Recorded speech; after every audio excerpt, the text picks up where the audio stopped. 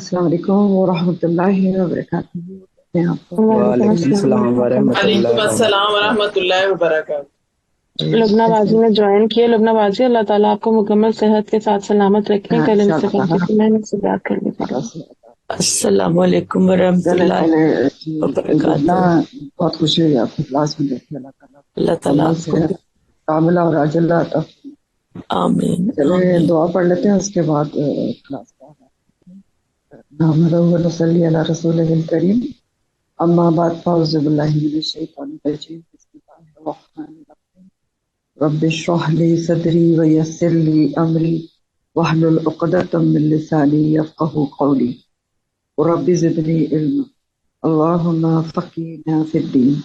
اللہم ارزقنی التفکر والتدبر بما یتلوہ لسانی من کتابک، والفہم لہ والمعرفۃ بمعانیہ، والنظر فی عجائبہ، والعمل بجائزہ إنك على كل شيء قدير.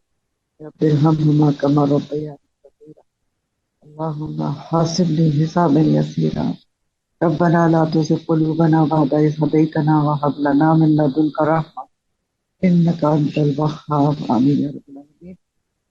جس نے بھی دعا کا کہا ہے ان کی دعائیں اللہ تعالیٰ قبول کرتا ہے. خالدہ شاید ہسبینڈ کے لیے کہی، اللہ ان کے ہسبینڈ کو صحت کاملہ اور عاجلہ عطا فرمائے. اور جو باجی ہیں باجی میری حج کے ساتھی بھی ہیں، اللہ تعالیٰ ان کو بھی صحت کاملہ اور عاجلہ عطا فرمائے. جو ڈیفینیشن ہے اس کی تکبر کی، وہ اس طرح سے ہے: بطر الحق و غمت الناس. غین میم توئے ہے، غمت الناس ہے. ٹھیک ہے، بطر جزاک اللہ الحق. ہاں، بطر میں بھی توئے ہے، بطر تو ہے جی. جی توئے ہے، بطر ہے. بطر الحق، حق کو جٹلانا. اور وہ غمت الناس ہے، غین میم توئے ہے، غمت الناس ہے، اچھا جزاک اللہ. لوگوں کو حقیر سمجھنا. ٹھیک ہو گیا؟ چلیں آج کی تفسیر شروع کرتے ہیں. آج کی تفسیر آپ کی سورہ الاعراف آیت نمبر 35 سے. الاعراف، اللہ تعالیٰ فرماتے ہیں: یا بنی آدم اما یأتینکم رسل منکم یقصون علیکم آیاتی فمن اتقی واصلح فلا خوف علیہم ولا هم یحزنون. اے بنی آدم، اگر آئیں گے تمہارے پاس، اب اگر آئیں تمہارے پاس، میں نے کل بھی آپ کو بتایا تھا، اس میں ضرور آئیں گے کا مفہوم پایا جاتا ہے کہ تمہارے پاس ضرور میرے رسول آئیں گے. کیونکہ نون شد کے ساتھ ہے اس میں، یاتینکم. تو اس کا ترجمہ ایسے بنتا ہے ویسے کہ اے بنی آدم، تمہارے پاس آئیں گے میرے رسول، ضرور آئیں گے. کچھ رسول مطلب بہت سارے رسول. رسول کی جمع ہے رسول. تو بہت سارے رسول آئیں گے، منکم جو تم میں سے ہی ہوں گے، یعنی انسان ہوں گے جو تمہارے پر میری آیات کو بیان کریں گے. ٹھیک ہو گیا؟ تو ان آیات پر جس نے تقوی اختیار کر لیا اللہ کا اور اپنی اصلاح کر لی، تو ان کو نہ تو کوئی مستقبل کا خوف ہوگا اور نہ ماضی کا غم ہوگا. اب آپ ایک بات تو یہ نوٹ کر رہے ہیں کہ مسلسل بنی آدم سے خطاب ہے. کیوں؟ کیونکہ آدم علیہ السلام کا قصہ پیچھے بیان ہوا ہے. پھر اسی طرح آپ دیکھیں کہ اللہ تعالیٰ نا مسلسل ہم کو اپنا جو ہمارا ازلی دشمن ہے شیطان، اس کے ہتھ کنڈوں اور اس کے چیلنجز سے آگاہ کر رہے ہیں. کیوں؟ کیونکہ ساتھ ہی اتارا گیا ہے نا. سب کو اللہ تعالیٰ بتا رہے ہیں تمہارا ازلی دشمن تمہارے ساتھ ہے، تو وہ یہ چیلنجز لے کر آیا ہے اور یہ اس کا ٹارگیٹس ہیں. تو وہ تو یہ کرے گا، دیکھو وہ یہ کرے گا، دیکھو وہ یہ کرے گا، دیکھو اس کا قبیلہ بھی ہے. تو یہ بڑی خوبصورت آیات ہیں. اگر آپ دیکھیں ہمیں جگایا جا رہا ہے کہ دیکھو یہ ہے، وہ ساتھ ہے، قبیلہ بھی ہے. ہاں، اور وہاں سے تمہیں دیکھتا ہے جہاں سے تم اس کو نہیں دیکھتے ہو. پھر آپ دیکھیں کہ ابلیس نے جنت سے آدم و حوا کو بے ستر کیا تھا اس کے اندر پھل کھلا کے. تو اللہ تعالیٰ کی ایک دیکھیں زبردست بات اور بہت احسان کی بات کہ اس کے فوراً بعد اللہ تعالیٰ نے لباس کے متعلق اتنی خوبصورت آیات اتار دی کہ چھوڑو اس کو، اس نے اگر لباس اتروایا تھا تو میں نے تو تمہارے لیے لباس کا مستقل بندوبست کر دیا ہے. بہت بڑی نعمت ہے. تمہارے لیے ریشہ ہے، تمہارے لیے حفاظت کا باعث ہے، زینت کا باعث ہے. پھر مزید آیات اتاری لباس کے لیے کہ دیکھو اچھا لباس ہے، پورا لباس پہنا. یہ کیا ہے؟ اللہ کی نعمت، اللہ کی رحمت ہے۔ پھر یہ بھی کہ ایک پھل کھانے سے ان کو منع کیا گیا تھا، اور باقی جنت کے وہ سارے پھل جہاں سے چاہتے تھے، جتنا چاہتے تھے ان کو اجازت تھی کہ کھائیں۔ تو دنیا میں بھی بتا دیا گیا کہ دنیا میں بھی کچھ چیزیں حرام ہوگی، اس کے علاوہ جو حلال ہیں وہ بہت زیادہ ہیں، پاکیزہ اور حلال چیزیں ہیں، تو لہٰذا تم کھاؤ پیو اس میں سے، کلو واشربو، لیکن اسراف نہ کرنا۔ اسراف سے منع کر دیا گیا، کیونکہ اسراف کسی بھی چیز میں وہ تو انسان کو تباہی کی طرف لے جاتے ہیں، اخروی تباہی کی طرف۔ تو یہ سب ہدایات دی گئی، اور اب اللہ تعالیٰ آگے کیا بتائیں گے؟ جنت کے بارے میں بتائیں گے۔ جو تم نے جنت گم کر دی ہے بنی آدم، وہ تم دوبارہ کیسے حاصل کرو گے؟ وہ بتایا جا رہا ہے کہ جنت بھی دوبارہ ملے گی، اس کی بھی فکر نہ کی جائے۔ کیسے ملے گی؟ کہ تمہارے پاس رسول آئیں گے جو تمہیں میری آیات یعنی میرے احکامات تمہارے پر بیان کریں گے۔ اگر رسول جو کچھ بھی بیان کریں گے میرے احکامات، اس پر تم نے اللہ کا کہنا، اللہ کا تقوی اختیار کر لیا اور اپنی اصلاح کرتے رہے، تو پھر نہ تو تمہیں ماضی کا غم ہوگا نہ مستقبل کا خوف۔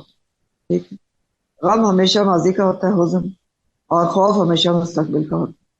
اہم بات یہاں پر یہ ہے جو آپ نوٹ کریں اس کو، کہ رسول جو آئیں گے وہ جمع کے صیغے میں بات ہو رہی ہے، یاتینکم رسل منکم یقصون، سارے جمع کے صیغے ہیں، لیکن آگے واحد کا صیغہ ہے کہ جس نے فمن اتقا، واحد ہے جس نے رسولوں کے کہنے پر کیا کیا کہ تقوی اختیار کر لیا اور اپنی اصلاح کر لی۔ تو اس سے کیا پتہ چل رہا ہے کہ رسول تو سب کے لیے آئیں گے، لیکن تقوی اختیار کرنے والے اور اصلاح کرنے والے جو ہیں وہ سب کے سب نہیں ہوں گے۔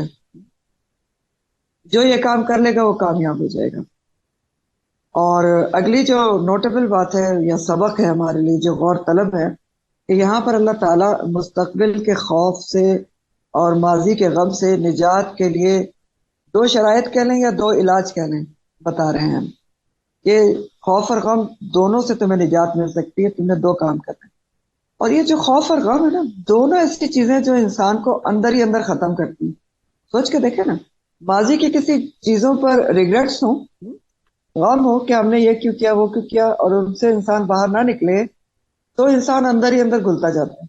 اسی طرح مستقبل کا کوئی خوف اگر انسان پال لے کہ یہ نہ ہو جائے اور وہ نہ ہو جائے، تو پھر بھی کیا ہوتا ہے؟ اندر ہی اندر گھلتا ہے۔ علاج اللہ تعالیٰ بتا رہے ہیں، کیا علاج ہے؟ دو ہیں، تقوی اور اصلاح۔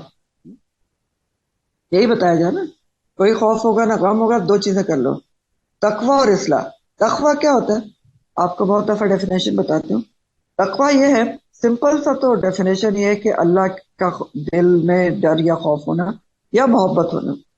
پھر تقوی کی ڈیفینیشن یہ ہے کہ اللہ کی محبت میں اچھے اعمال کرنا اور اللہ کی ناراضگی سے ڈرتے ہوئے اس معصیت کے کاموں کو چھوڑ دینا۔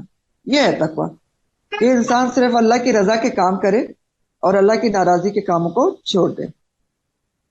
تو یہ تو تقوی۔ اصلاح کیا ہوتی ہے؟ اصلاح کے دو معنی ہوتے ہیں۔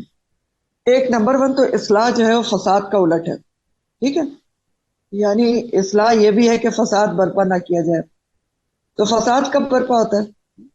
جب حقوق اللہ اور حقوق العباد اچھے طریقے سے ادا نہ کیا جائے۔ جب بھی انسان اللہ کے حقوق یا بندوں کے حقوق اچھے طریقے سے ادا نہیں کرے گا تو فساد برپا ہوگا۔ تو اصلاح کیا ہے پھر؟ کہ اللہ اور بندوں کے دونوں کے حقوق اچھے طریقے سے ادا کیے جائیں۔ یہ تو پہلا معنی ہے اصلاح کا۔ دوسرا معنی اصلاح کا کیا ہے؟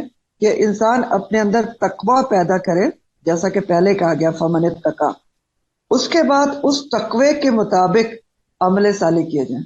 ٹھیک ہے، تو پھر کیا ہے؟ وہ یہ دو علاج ہیں جو غم اور خوف دونوں سے آپ کو نجات مل جائے گی۔ تو عمل صالح آپ کو پتہ ہے کیا ہوتا ہے، کیا شرائط ہیں اس کی؟ خالص نیت اللہ کے لیے، قرآن و سنت کے مطابق ہو اور شرک اور بدعت وغیرہ سے پاک ہو۔ تو یہ تو بتا دیا گیا کہ یہ تم کر لو گے تو تمہیں تمہاری کھوئی ہوئی جنت دوبارہ مل جائے گی۔ ایسا کوئی بڑی مشکل بات نہیں ہے، اور کوئی ایسی بھی بات نہیں کہ آپ جنت سے اگر آپ کے ماں باپ نکال دیں گے تو دوبارہ نہیں ملے گی، سب کو مل سکتی ہے۔ یہ کرنا پڑے گا آپ کو، رسول آئیں گے ان کی بات ماننی پڑے گی، تقوی اختیار کرنا پڑے گا اور اس کے مطابق اپنی اصلاح کرنی پڑے گی۔ تو جنہوں نے یہ کر لیا ان کو کوئی خوف و غم نہیں ہوتا۔ اس کے اپوزٹ والذین کذبوا، وہ لوگ جنہوں نے جھٹلایا بھی آیاتنا ہماری آیات کو، واستکبروا انہا اور تکبر بھی کیا ان سے، کس سے؟ اللہ کی آیات سے، اللہ کے احکامات سے، اولئکا یہی لوگ اصحاب النار آگ والے ہیں، ہم فیہا خالدون ہمیشہ اس میں۔ ایک گروپ وہ ہے جس نے رسولوں کے پیغام پر تقوی اختیار کر لیا، اپنی اصلاح کر لی، کوئی خوف و غم نہیں ہوگا۔ دوسرے کون ہیں؟ جنہوں نے رسولوں کی باتوں پہ کان ہی نہیں دھرا، ہماری آیات کو انہوں نے سنا تو سن کے دوسرے کان سے نکال دیا، ٹھیک، یا سنا ہی نہیں، جھٹلا دیا، کذبو یعنی جھٹلا دیا، جھٹلا دیا۔ اور دوسرا کام کیا کیا؟ آیات سے تکبر بھی کیا۔ یہ دونوں چیزیں آپ پیچھے پڑھ چکے ہیں کہ اللہ کی آیات کو جھٹلانا کیا ہوتا ہے اور اللہ کی آیات سے تکبر کیا ہوتا ہے۔ پھر بھی تھوڑا ریمائنڈر لے لیں۔ اللہ کی آیات کو جھٹلانا کیا ہے؟ یعنی شرعی احکامات جو اللہ تعالیٰ نے ہمیں دیے ہوئے ہیں قرآن میں، سنت کے ذریعے، ان کی پرواہ نہیں کرنا، اگنور کر دینا، شرعی احکامات کی تکذیب کرنا، پڑھ پڑھ کے بھی اس کو چھوڑ دینا، عمل نہیں کرنا، یہ جھٹلا نہیں ہوتا ہے، یا قولی طور پر جھٹلا دے کہ ہم بھی مانتے۔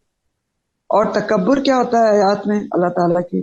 یہ پیچھے آپ نے یہ بات پڑھی تھی کہ نمبر 1 آیات میں تکبر یہ ہے کہ کوئی یہ سمجھے کہ میں قرآن جیسا کلام بنا سکتا ہوں، تو تکبر ہی ہو گیا نا۔ دوسرا آیات میں تکبر یہ ہے کہ اللہ کا حکم کوئی سامنے آئے ہمارے تو ہم یہ سمجھے کہ نہیں، یہ تو فلاں کے لیے ہے اور یہ فلاں کے لیے ہے، یہ منافقین کے لیے تھا اور یہ بنی اسرائیل کے لیے تھا، تو ہمارے لیے تو کوئی حکم اس میں ہے نہیں۔ تیسرا آیات سے تکبر کیا ہے کہ قرآن کے کسی حکم پر عمل کرنے میں عار یا شرمندگی محسوس کرنا، یہ بھی آیات کے تکبر میں ہی آتا ہے۔ کیوں آتا ہے؟ ابھی آپ کو ڈیفینیشن بتائی نا، بطر الحق و غمت الناس، تو بطر الحق ہو جاتا ہے نا کہ آپ اللہ کے حکم پر عمل کرنے میں عار محسوس کریں۔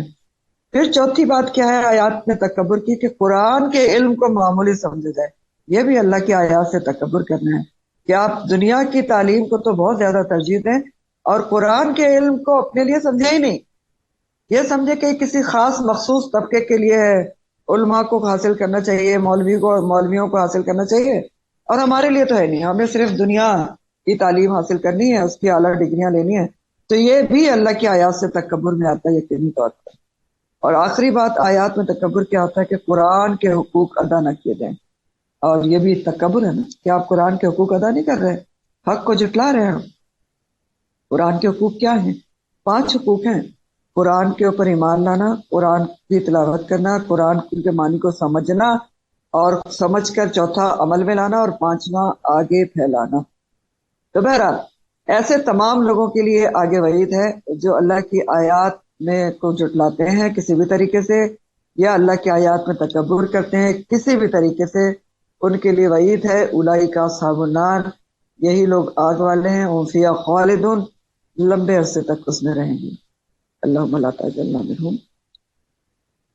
پھر اللہ تعالیٰ فرماتے ہیں فمن اظلم، اور کون زیادہ بڑا ظالم ہے، ممن افترا، اس سے جو گڑھ لے، افترا کر لے، اللہ اللہ کے اوپر کذبا، یعنی وہی سب سے بڑا ظالم ہے جو اللہ کے اوپر جھوٹ گڑھ لے، کذبا افترا کر لے، گڑھ لے، افترا آپ بہت دفعہ پڑھ چکی ہیں۔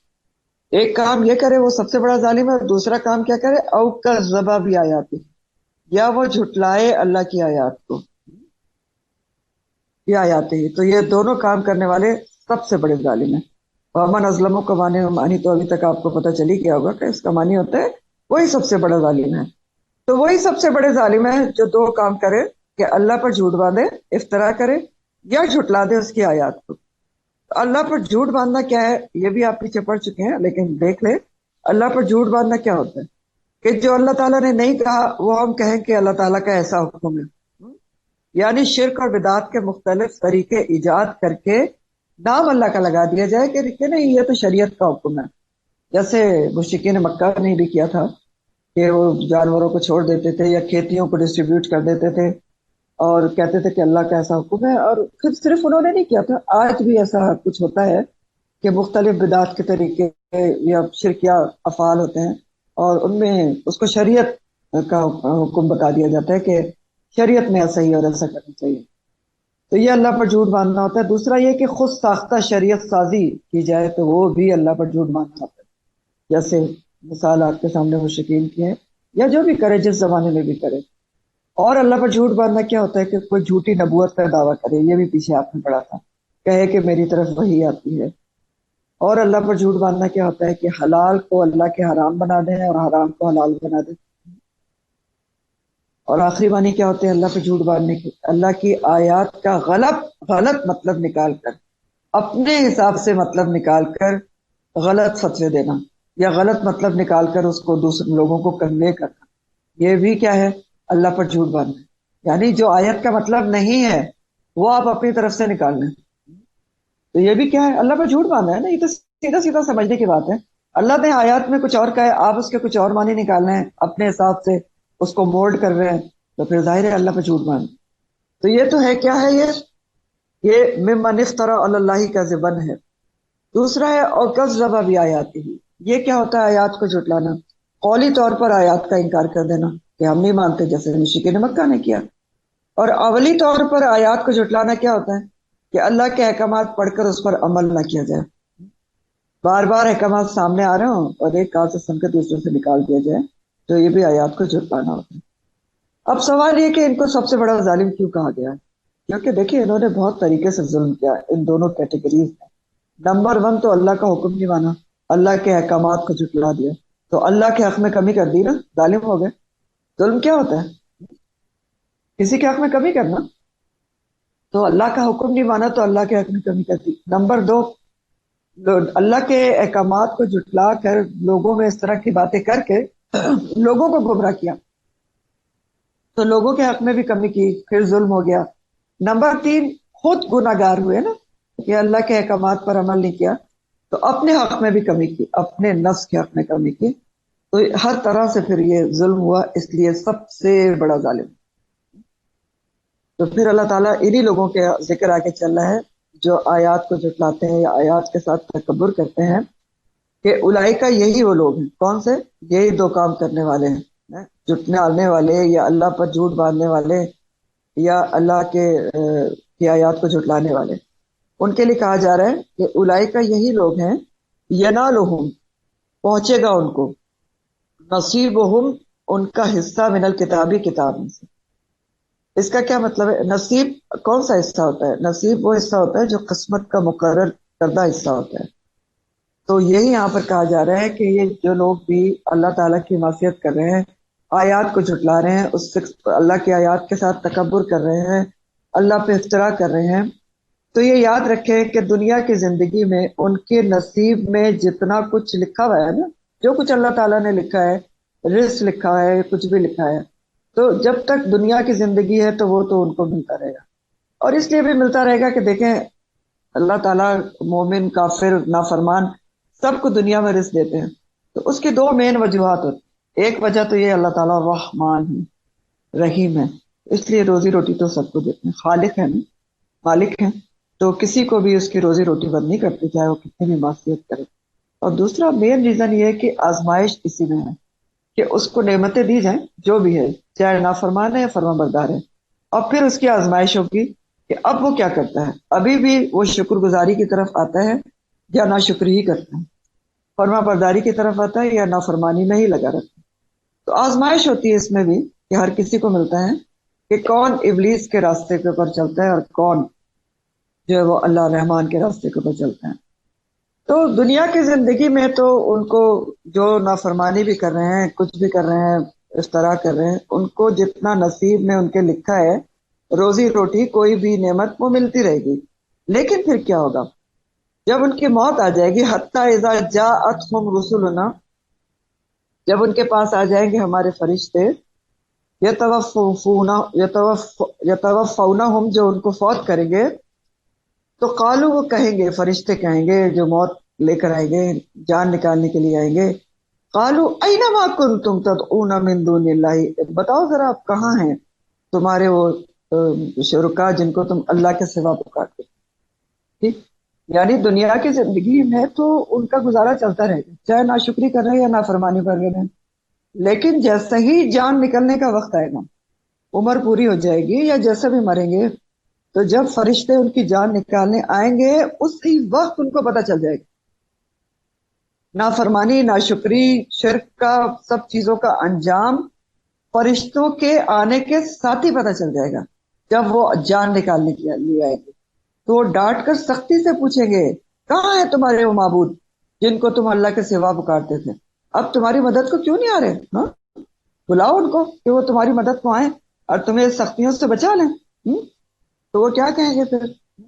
मुकज़्ज़बीन और जितने भी काफिर हैं या मासियत करने वाले हैं या इफ्तरा करने वाले हैं, शिर्क करने वाले हैं, तो कालू वो कहेंगे दल्लू, गुम हो गए, अन्ना हमसे, वो शहीदू और वो गवाही देंगे अला अनफुसिहिम, अपने नफ्सों के खिलाफ। क्या गवाही देंगे अपने नफ्सों के खिलाफ? कि अन्नहुम, बेशक वो, कानू थे वो काफिरीन, काफिर एक्सेप्ट कर लेंगे, क्योंकि उस वक्त कोई और चाह रहा ही नहीं होगा। कहेंगे हाँ, हम ही गलत थे, हमने ही इनकार किया था, आयात का इनकार करने वाले थे, तकब्बुर करने वाले थे। अन्नहुम कानू काफिरीन।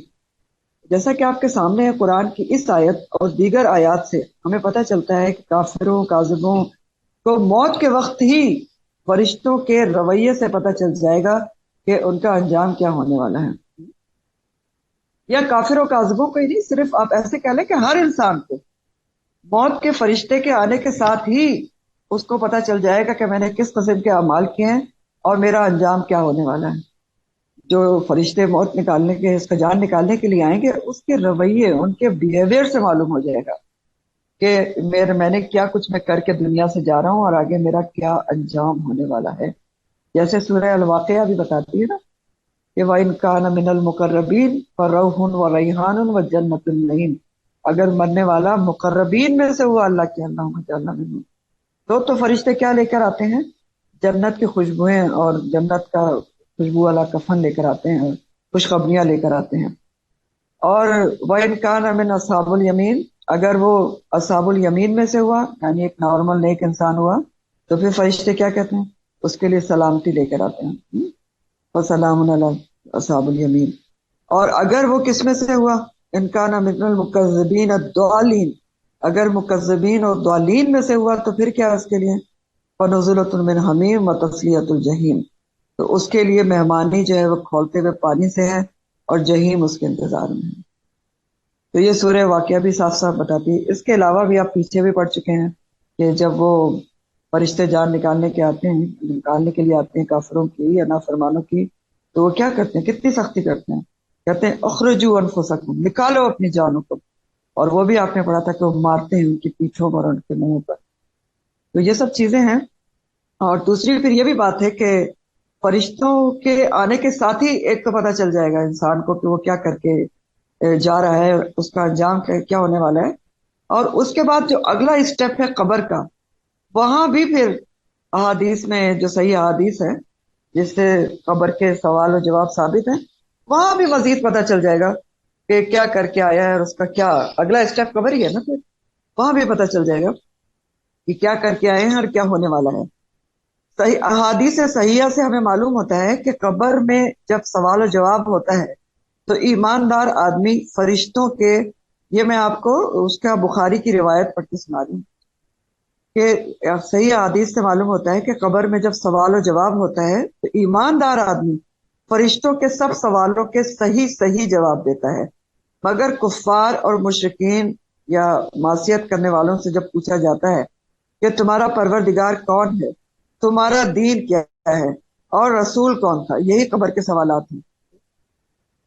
तुम्हारा परवरदिगार कौन है, मन रब्बुकुम, और तुम्हारा दीन क्या है, मा दीनुकुम, और तुम्हारे जो रसूल आए थे उनके बारे में तुम्हारा क्या ख्याल है।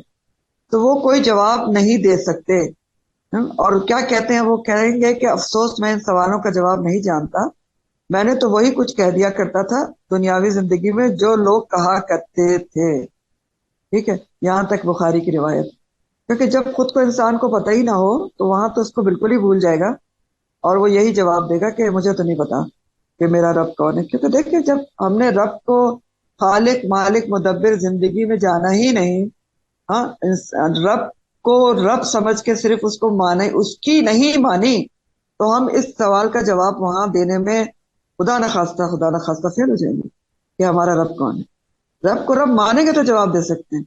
इसी तरह दीन जो है, तुम्हारा दीन क्या है, आप देखें कि दीन के ऊपर अगर अमल होगा دین کے بارے میں پتا ہوگا تو ہم بتا سکتے ہیں، اور اسی طرح رسول اللہ صلی اللہ علیہ وسلم کی بات ہے، ان کے بارے میں پوچھا جائے، جب ہمیں ان کے بارے میں کچھ پتا ہوگا، ان کی سنت پہ عمل کیے ہوں گے تو جواب میں کامیاب ہوں گے۔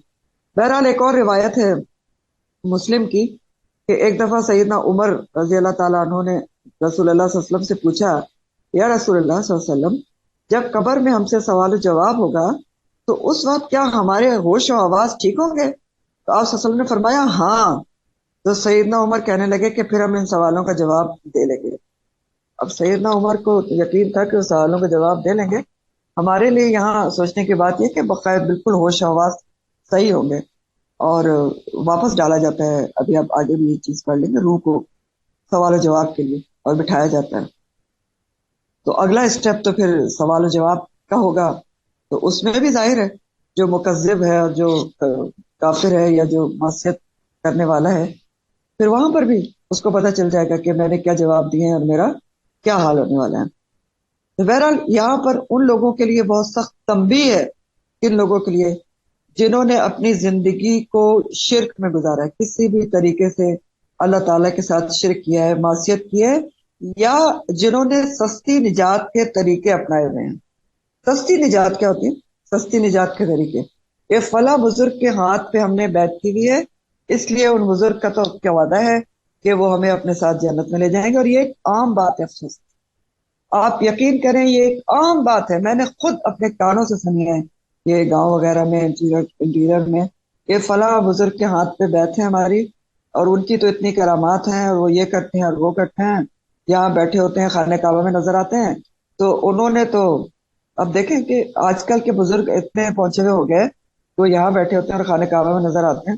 صحابہ میں سے ایسا کوئی نہ ہو سکا، عجیب ہی بات ہے ویسے، اور کہتے ہیں کہ جی انہوں کا وعدہ ہے کہ وہ ہمیں جنت پہ لے کے جائے۔ تو یہ ہوتے ہیں سستی نجات کے طریقے، یا جیسے لوگ بہشتی دروازے کے نیچے سے گزرنے کے لیے اسٹمپیڈ میں پھنس جاتے ہیں اور مر جاتے ہیں، لیکن گھستے ضرور ہیں کہ صرف اس دروازے کے نیچے سے گزر کر وہ جنت میں چلے جائیں گے۔ یہ ہوتے ہیں ایگزامپلس ہیں کچھ سستی نجات کے طریقے۔ تو ان سب لوگوں کے لیے یہاں پر تنبیہ ہے، وعید ہے کہ جو عمر بھر تو اس طرح کے کام کرتے رہے کہ اللہ کے احکامات کو جھٹلاتے رہے، افتراء کرتے رہے، اور اللہ کی آیات میں تکبر کرتے رہے، تو جب موت کا وقت آئے گا تو سب سے پہلے تو فرشتے جب آئیں گے اسی وقت پتہ چل جائے گا کہ جب ان کی جان نکالیں گے، اذا جاءتهم رسلنا يتوفونهم، اس وقت پتہ چل جائے گا۔ اگلے سٹیپ پہ بھی پتہ چل جائے گا، جب سوال و جواب ہوں گے اس وقت بھی پتہ چل جائے گا۔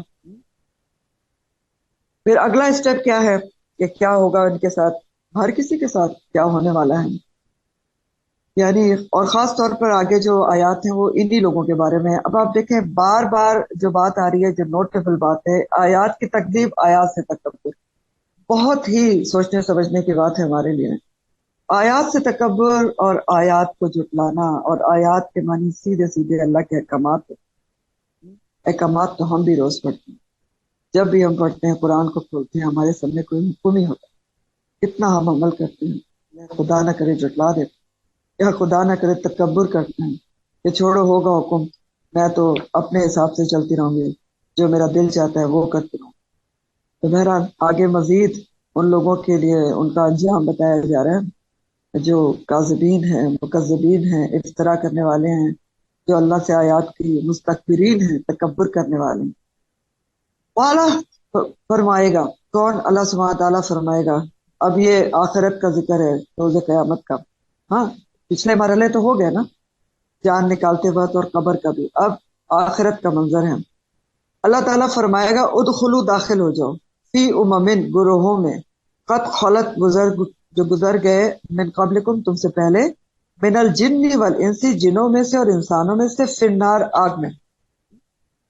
اللہ تعالیٰ کیا فرمائے گا روز قیامت کہ چلو تم بھی جو آیات کو جھٹلانے والے ہو، استکبار کرنے والے ہو، تو اب تم داخل ہو جاؤ، آگ میں داخل ہو جاؤ، انہی جماعتوں کے ساتھ شامل ہو جاؤ جو جن و انس کی تم سے پہلے گزر چکی ہیں، جنہوں نے نافرمانی کی تھی، جنہوں نے تکذیب کی تھی آیات کی، انہی جماعتوں میں تم بھی داخل ہو جاؤ۔ اممن قد خلت من قبلکم من الجن والانس، کہاں داخل ہو جاؤ؟ پھر نار، آگ میں داخل ہو جاؤ۔ تو امم کا جو لفظ ہے وہ اصل میں امتن کی جمع ہے. امت کہتے ہیں ہر اس گروہ کو جو ہم خیال ہو. تو یہ سارے کیا تھے جن کو جہنم میں داخل ہونے کے لیے کہا جا رہا ہے آگ میں؟ یہ کفر و تکذیب میں ہم خیال تھے، ایک ہی جیسے کام کرتے رہے. تو ان سب کو کہا جائے گا کہ آپ جہنم میں آگ میں داخل ہو جائیں. کلما دخلت، جب کبھی داخل ہوگی امتن کوئی جماعت، لعنت وہ لعنت کرے گی اختہا اپنی بہن کے اوپر. جہنم میں داخل ہونے والی جماعت، جب بھی کوئی نئی جماعت داخل ہوگی جہنم میں بھیجی جائے گی تو وہ اپنی بہن کے اوپر لعنت کرے گی. اب بہن کون ہے؟ جہنمیوں کی مختلف جماعتوں کو آپس میں ایک دوسرے کی بہن کہا جا رہا ہے. کیوں کہا جا رہا ہے اختہا؟ یہ بھی تو سوچنے کی بات ہے نا. دیکھیں بہنیں اصل میں دنیا میں زیادہ مل جل کر رہتی نا. اور ویسے بھی ہم کسی کو بہن بنا لیتے ہیں. کس کو بنا لیتے ہیں؟ جس کی عادتیں ہم سے ملتی ہوتی ہیں، خیالات ملتے جلتے ہیں، تو ہم اس کو بہن بنا لیتے ہیں. تو اس لیے یہاں پر جہنمیوں کی مختلف جماعتوں کو بہن کہا گیا ہے، کیونکہ ان کے بھی اعمال، ان کے خیالات، ان کے عقائد، ان کے کرتوت ایک ہی جیسے تھے اور جہنم میں بھی ساتھ ہوں گے. اس لیے اختہا کہا ہے. ٹھیک کہ جب بھی کوئی جماعت جہنم میں داخل ہوگی، جہنمی جماعتوں کو ایک دوسرے کی بہن کہا گیا ہے. لیکن وہاں پر یہ جو بہنیں ہوں گی نا، جہنمیوں کی جو جماعتیں ہوں گی، وہ پھر بہنوں کی طرح نہیں رہیں گی. وہ وہاں پر ایک دوسرے پر لعنت کریں گی. دنیا میں بڑی دوستی تھی، آپس میں ایک دوسرے کے ساتھ مل کے غلط کام کرتے رہے، بہت زیادہ ایک دوسرے کو سپورٹ کرتے رہے غلط کاموں میں، لیکن وہاں لعنت کریں گے. کیوں لعنت اختہا؟ کیونکہ دیکھیں جو برائی میں ساتھی ہوتے ہیں نا، معصیت کے ساتھی ہوتے ہیں، وہ کبھی بھی آپ کے خیر خواہ نہیں ہوتے. نہ دوستی پائیدار ہوتی ہے. دوستی اللہ کے نام پر پائیدار ہوتی ہے، اور اسی لیے حدیث کیا کہتی ہے آپ کو کہ اللہ کی خاطر دوستی رکھنے والے عرش کے سائے تلے ہوں. تو بہرحال لعنت کریں گے ایک دوسرے پر، ایک دوسرے کے اوپر غصہ کریں گے کہ یہاں پہلے ہی کون سی جگہ تھی، اوپر سے تم بھی آ گئی ہو. اس طرح کے کچھ جھگڑے ہیں. قرآن کئی جگہیں جھگڑے بتاتا ہے. ہاں جہنم کوئی کھلی جگہ تھوڑی ہوگی، بہت کھلی جگہ ہے وہاں پر. اچھا تم بھی آ جاؤ، تمہارے لیے کوئی محلات بنے ہوئے نہیں. وہ تو تنگ تاریخ جگہ ہے، اندھیرا ہے، جھاڑیاں ہیں، آگ ہے، سانپ ہے، خنکارے ہیں. تو ظاہر ہے لعنت کرے گی. کیا ہے، پہلے ہی جگہ کم تھی، اوپر سے تم آگے ہو، کیوں آگے ہو؟ اور پھر ایک عجیب ہی کوفت کا عالم ہوگا. تو لعنت اختہا. اللہ لا تجلا منہم حتی عزت دارکو، یہاں تک کہ وہ سب جمع ہو جائیں گے فیہا اس میں، جمعیہ سب کے سب. دارکو کا جو لفظ ہے وہ میں نے کل آپ کو بھی ایکسپلین کیا تھا، آج تھوڑا سا پھر اس کو دیکھ لیں کہ ادارکو اس کا روٹ درک ہے، دال را کاف. درک اور ادراک اور تدارک سب اسی ورڈ سے ہوتے ہیں. ادراک کا مطلب یہ خاص طور پر ادراک سے. ادراک کا لفظ کس لیے استعمال ہوتا ہے؟ ادراک کہتے ہیں کسی چیز کی تہ میں جا کے اس کے معنی کو سمجھنا، ادراک ہو جانا، اسی کو کہتے ہیں تہ میں جا کے. تو اور درک کس کو کہتے ہیں؟ سب سے نچلے طبقے کو بھی کہتے ہیں. ہاں سب سے نیچے والے حصے کو. آپ نے پڑھا تھا نا ان المنافقین فی الدرک الاسفل من النار. تو ادرک کا جو لفظ ہے اس کے معنی ہے کہ سب سے تہ بتہ کرنا کسی چیز کو. ٹھیک ہے، تہیں لگانا. ایک تہ سب سے نیچے، ٹھیک ہے، اس کے اوپر دوسری تہ، اس کے اوپر دوسری تہ، یعنی انگلش میں جس کو کہتے ہیں پائل اپ کرنا، ایک کے اوپر ایک تہ لگانا. اس کو ادارکو کا ورڈ ہے. ایک چیز کا دوسری چیز سے مل جانا، ایک کے اوپر ایک رکھ کر، یہ اس کا معنی ہے ادارکو.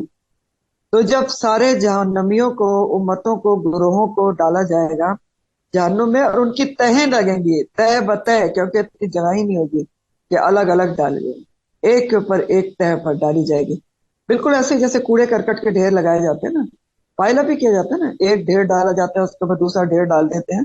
تو اسی طرح بیکار لوگوں کے ڈھیر لگائے جائیں گے جہنم میں، جنہوں نے کوئی آخرت کے لیے عمل ہی نہیں کیا. تو جب سب جمع ہو جائیں گے وہاں پر جہنم کے اندر کوڑے کے ڈھیر کی طرح ایک دوسرے کے اوپر پائل اپ ہو جائیں گے، پھر کیا ہوگا؟ پھر اب ایک دوسرے کی طرف متوجہ ہوں گے، اور پھر اب الزام تراشی شروع ہوگی جب سب کے سب جمع ہو گئے. قالت کہے گی اخراہم دوسری ان کی، لی اولاہم اپنی پہلی کے لیے، رب بنا اے ہمارے رب، ہا اولائے یہی وہ لوگ، ادلونا جنہوں نے گمراہ کیا ہم کو، تو آتی ہم تو بس دے ان کو عذاباً ضعفاً دگنا عذاب من النار. ٹھیک. اب تھوڑا سا اس چیز کو سمجھ لیں کہ یہاں اخرا اور اولا کے کیا مطلب ہے. اس کے 2-3 معنی کیے گئے ہیں کہ اخرا اور اولا سے مطلب کیا ہے. سب سے پہلے تو اس کا معنی یہ کیا گیا ہے کہ اولا اور اخرا کا کہ سب امتوں کے اگلے پچھلے لوگ، یہود نصارہ مسلمان سب کے اولا اور اخرا، یعنی جو پہلے گزر گئے اخرا پچھلی نسلیں جو اسلاف تھے، اور اولا کون ہے؟ جو اخلاف ہیں جو بعد میں آئے. اب جیسے ہمارے میں سے بھی تو کچھ لوگ پہلے گزر چکے ہیں نا، کئی سال پہلے مر چکے ہیں، کئی 100 سال پہلے مر چکے ہیں، تو وہ کون ہے؟ وہ اخرا ہے. اور اولا کون ہے؟ جو اب مرتے جا رہے ہیں. ایک معنی یہ کیا گیا کہ سب امتوں کے اگلے پچھلے لوگ کیا ہیں؟ اخرا اور اولا ہے، یہود نصارہ یا مسلمان. دوسرا معنی اس کا یہ کیا گیا ہے کہ پہلے آنے والوں سے مراد، یہ جو پہلے آنے والوں سے جو مراد ہے، یعنی اخرا جو کہا گیا ہے نا کہ جو پچھلی ان کی ہوگی، اس سے مراد کیا ہے؟ قائدین ہے. اور بعد میں آنے والے جو ہیں اولا ہوں، وہ کیا ہیں؟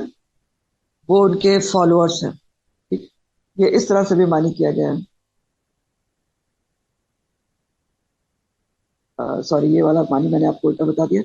یہ دوسرا معنی جو کیا گیا وہ اس طرح سے ہے کہ جو آپ کے ہے نا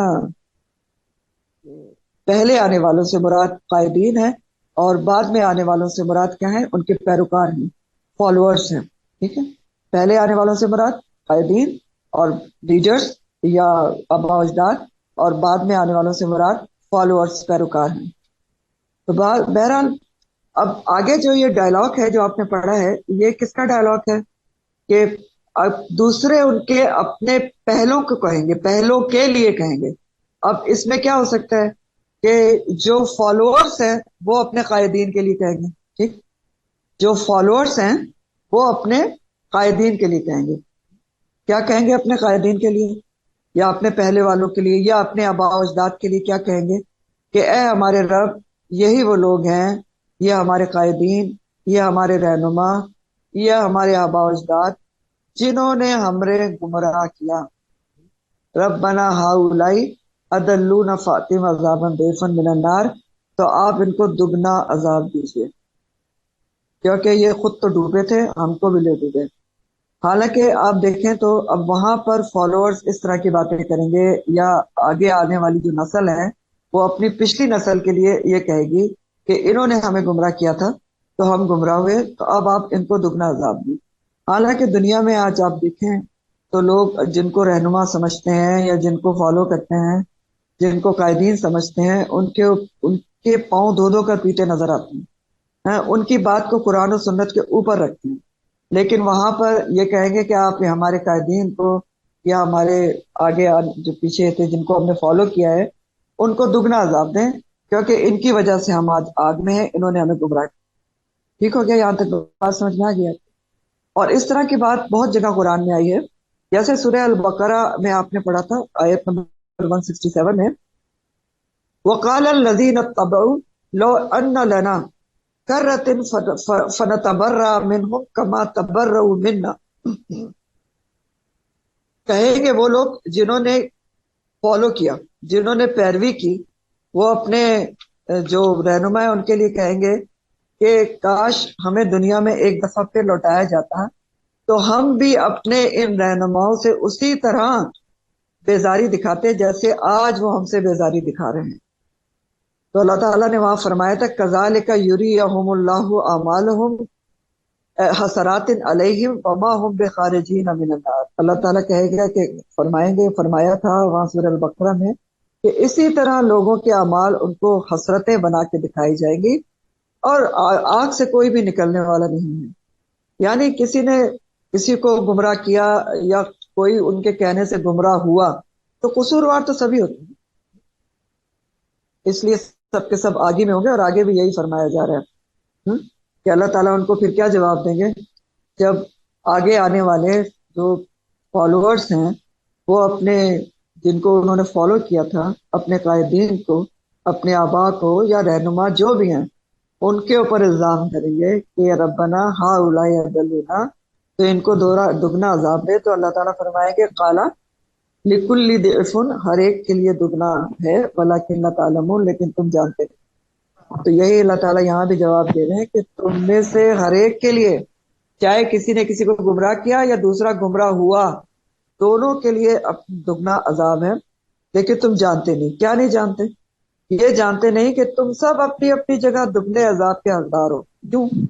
کیونکہ نمبر 1، اگر تمہیں کسی نے گمراہ کیا تھا تو تمہیں دیکھ کر بھی کوئی گمراہ ہوا ہے؟ ذرا اپنے آگے سوچو۔ ہاں، پہلے تم کسی کو دیکھ کر گمراہ ہوئے تو تم نے بھی آگے والوں کو گمراہ کیا ہے، تم بھی کرتے رہو، تو تم بھی دگنے عذاب کے حقدار ہو۔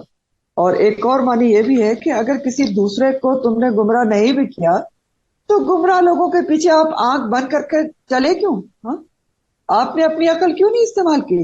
رسول تو سب کے پاس آئے تھے، یقصون علیکم آیاتی، جو میری آیات سناتے تھے، تو آپ کیوں اندھے بن گئے؟ تو دگنا عذاب تو سب کے لیے ہے۔ پھر ایک تیسرا معنی بھی کیا گیا ہے اس کا، کہ جو اللہ تعالیٰ فرمائیں گے کہ سب کے لیے دگنا عذاب ہے، کہ یعنی ہر ایک کو اتنا عذاب ملے گا کہ ہر کوئی اپنی جگہ پہ سمجھے گا کہ مجھے دگنا مل رہا ہے۔ اللہ اللہ سے کرنا مجھے، ٹھیک ہو گیا؟ تو اب پہلے والی بات جو ہے پیروکار نے اپنے قائدین کے لیے کہی تھی، ٹھیک؟ کس نے کہی تھی؟ پیروکاروں نے اپنے قائدین کے لیے کہی تھی۔ اب آگے کا ڈائلاگ قائدین ان کو جواب دے رہے ہیں، یا جو بھی جن کو بھی جو ان کے رہنما تھے، قائدین تھے، آبا تھے، جو بھی تھے، وہ جواب دے رہے ہیں۔ وہ قالت، اور کہے گی، اولاہم، ان کی پہلی، لے اخراہم، ان کی اگلی کو، فما کان لکم علینا، نہیں تھا تمہارے لیے ہم پر، من فضل، کوئی فضل، فذوقوا، پس چکھو، عذاب کو، بما کنتم تکسبون، بوجہ اس کے جو تم کمائی کرتے رہے۔ اب قائدین اور رہنما اپنے فالوورز کو جواب دیں گے کہ تم یہاں پر ہم پر الزام لگا رہے ہو اور اللہ تعالیٰ سے کہہ رہے ہو کہ ہم پر دگنا عذاب دیں، تو کیا ہوا؟ کیا تمہارے کہنے سے ہمیں دگنا عذاب مل گیا؟ ایک معنی اس کا یہ ہے، نہیں ملا نا۔ تم نے کیوں فالو کیا تھا، اس لیے تم بھی دگنے عذاب میں ہو۔ تو تم اپنے اوپر، تم پر کوئی فضل نہیں دیکھتے، یعنی تم لاکھ اب ہمارے اوپر بلیمنگ کرو لیکن تم برابر کے حصے دار ہیں، اس لیے اب تمہیں کوئی اللہ تعالیٰ کا فضل تمہارے پر ہمیں نظر نہیں آ رہا، چلو چکھو عذاب کو، مل کر، بما کنتم تکسبون، جو تم کمائی کرتے۔ ایک معنی اس کا یہ ہے۔ دوسرا معنی یہ ہے کہ یہ جو قائدین ہیں وہ ان کو جواب دیں گے کہ اگر ہم گڑھے میں گرے ہوئے تھے، ہم گمراہ تھے، تو تم نے کیوں ہماری بات مان لی؟ تم نے کیوں ہماری بات مان لی؟ ہمارا تمہارے پر کوئی فضل تو نہیں تھا، یعنی تمہیں ہاتھ پکڑ کے تو نہیں کروایا تھا، تمہیں کھینچ کھانچ کے باندھ تو نہیں لے گئے تھے، باندھ کر رسیوں سے کہ تم ہمارے پیچھے چلو۔ اگر ہم گڑھے میں گرے تھے تو تم کیوں بھیڑ چال چلتے ہوئے عقل کو بند کر کے گڑھے میں گرتے چلے گئے؟ تو تمہارا جرم کون سا کم ہے؟ تو چلو چکھو، فذوقوا، عذاب کو، بما کنتم تکسبون، بوجہ اس کے جو تم خود بھی کمائی کرتے رہے۔ تو آپ دیکھ رہے ہیں کہ جہنم میں لڑائی جھگڑے ہوں گے بہت زیادہ، ایک دوسرے پر الزام تراشیاں ہوگی، بیزاری ہوگی، لعنت ہوگی، پتہ نہیں کیا کیا ہوگی۔ اور جنت میں کیا ہوگا؟ وَتَحِيَّتُهُمْ فِيهَا سَلَامٌ وَآخِرُ دَعْوَاهُمْ أَنِ الْحَمْدُ لِلَّهِ رَبِّ الْعَالَمِينَ۔ تو بہرحال جہنم میں ہم دیکھ رہے ہیں کہ جسمانی عذاب کے ساتھ ساتھ ذہنی کوفت اور کھینچا تانی، یہ سب کچھ بھی ہوگا۔ اور سورہ الاعراف کا بنیادی مضمون بھی کشمکش ہے، باہم بحث و مباحثہ ہے، کھینچا تانی ہے۔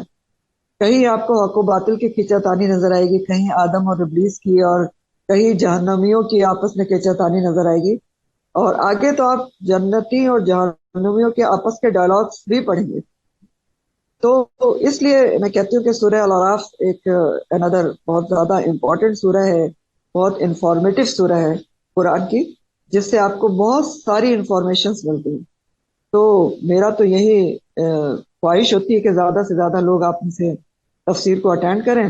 باقی میں آپ لوگوں کو کہتی رہتی ہوں کہ آپ کا کام ہے، ہر جگہ آپ میں سے ہر کسی کا کام ہے، ہر کوئی ذمہ دار ہے کہ وہ میکسیمم لوگوں کو قرآن سے جوڑنے کی کوشش کرے، کسی نہ کسی طریقے سے موٹیویٹ کرے اپنے آس پاس کے لوگوں کو، تاکہ اس کا بھلا ہو کہ اتنی برحق ہے جنت اور جہنم کے ان کے ڈائلاگ تک اللہ تعالیٰ یہاں پر بتا رہے ہیں، اتنی برحق ہے۔ تو بہرحال یہاں پر جو آیات آپ پڑھ رہے ہیں قائدین کے حوالے سے اور فالوورز کے حوالے سے، اس میں بھی ہمارے لیے بہت غور طلب سبق ہے، وہ یہ ہے کہ آنکھ بند کر کے کسی کے بھی پیچھے نہیں چلنا چاہیے، خود آنکھ کھول کے اور عقل کا استعمال کر کے دیکھنا چاہیے کہ دین کیا کہتا ہے، اور یہ بھی دیکھنا چاہیے بہت ضروری طور پر کہ ہم زندگی میں کس کے پیچھے چل رہے ہیں، اور پھر یہ کہ ہم اپنے آگے والوں کو کیا سکھا رہے ہیں، یہ بہت ضروری بات ہے۔ نمبر 1، میں نے خود کس کو فالو کر رہی ہوں، میں کس کو میں نے آئیڈیالائز کیا ہوا ہے، کس کے طریقے اپنائے ہوئے ہیں، اور نمبر 2 کہ آگے اپنی اولاد کو، اپنے ماتحتوں کو میں کیا سکھا رہی ہوں، کیونکہ دیکھیں اچھا سکھائیں گے، اچھا کریں گے تو اچھا ملے گا، اگر برا سکھائیں گے تو برا ہی ملے گا آگے تک۔ جیسے وہ ترمذی کی حدیث کا مفہوم ہے، وہ یہاں پر دوبارہ لکھ لیں کہ جس نے کسی اچھے کام کی بنیاد ڈالی تو اس پر عمل کرنے والوں کے عمل سے اس کو بھی حصہ ملے گا، اور جس نے کسی برے کام کی بنیاد ڈالی تو اس کے برے کام کے گناہ کا حصہ بھی اس کو ملتا رہے گا۔ بہرحال آگے مزید انہی لوگوں کا ذکر ہے، الذین ان الذین کذبوا بآیاتنا واستکبروا عنہا۔ کتنی دفعہ آ رہا ہے، سوچ کتنی دفعہ آ رہا ہے، پے در پہ آ رہا ہے۔ ہم بھی ہر تفسیر میں آپ کے سامنے کوئی حکم آتا ہے، ہر تفسیر میں کوئی حکم آتا ہے۔ بہرحال پھر اللہ تعالیٰ فرما رہے ہیں ان الذین کذبوا، بے شک وہ لوگ جنہوں نے جھٹلایا بھی آیاتنا، ہماری آیات کو، واستکبروا، اور انہوں نے تکبر کیا، انہا ان سے، ان کے ساتھ مزید کیا ہوگا، لا تفتح، نہیں کھولے جائیں گے، لہم ان کے لیے، ابواب السماء، آسمان کے دروازے نہیں کھولے جائیں گے۔ نمبر 1 تو فتح کا لفظ آپ کو کل بتایا تھا میں نے، فتح سے ہے ایک کھولنا، اور فتح سے یہ ماضی مجہول واحد مؤنث کا صیغہ ہے، باب تفعیل ہے۔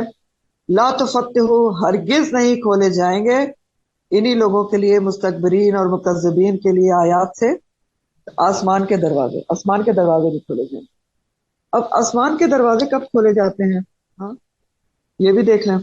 آسمان کے دروازے جیسا کہ ہمیں پتہ چلتا ہے کچھ احادیث سے، قرآن کی آیات سے،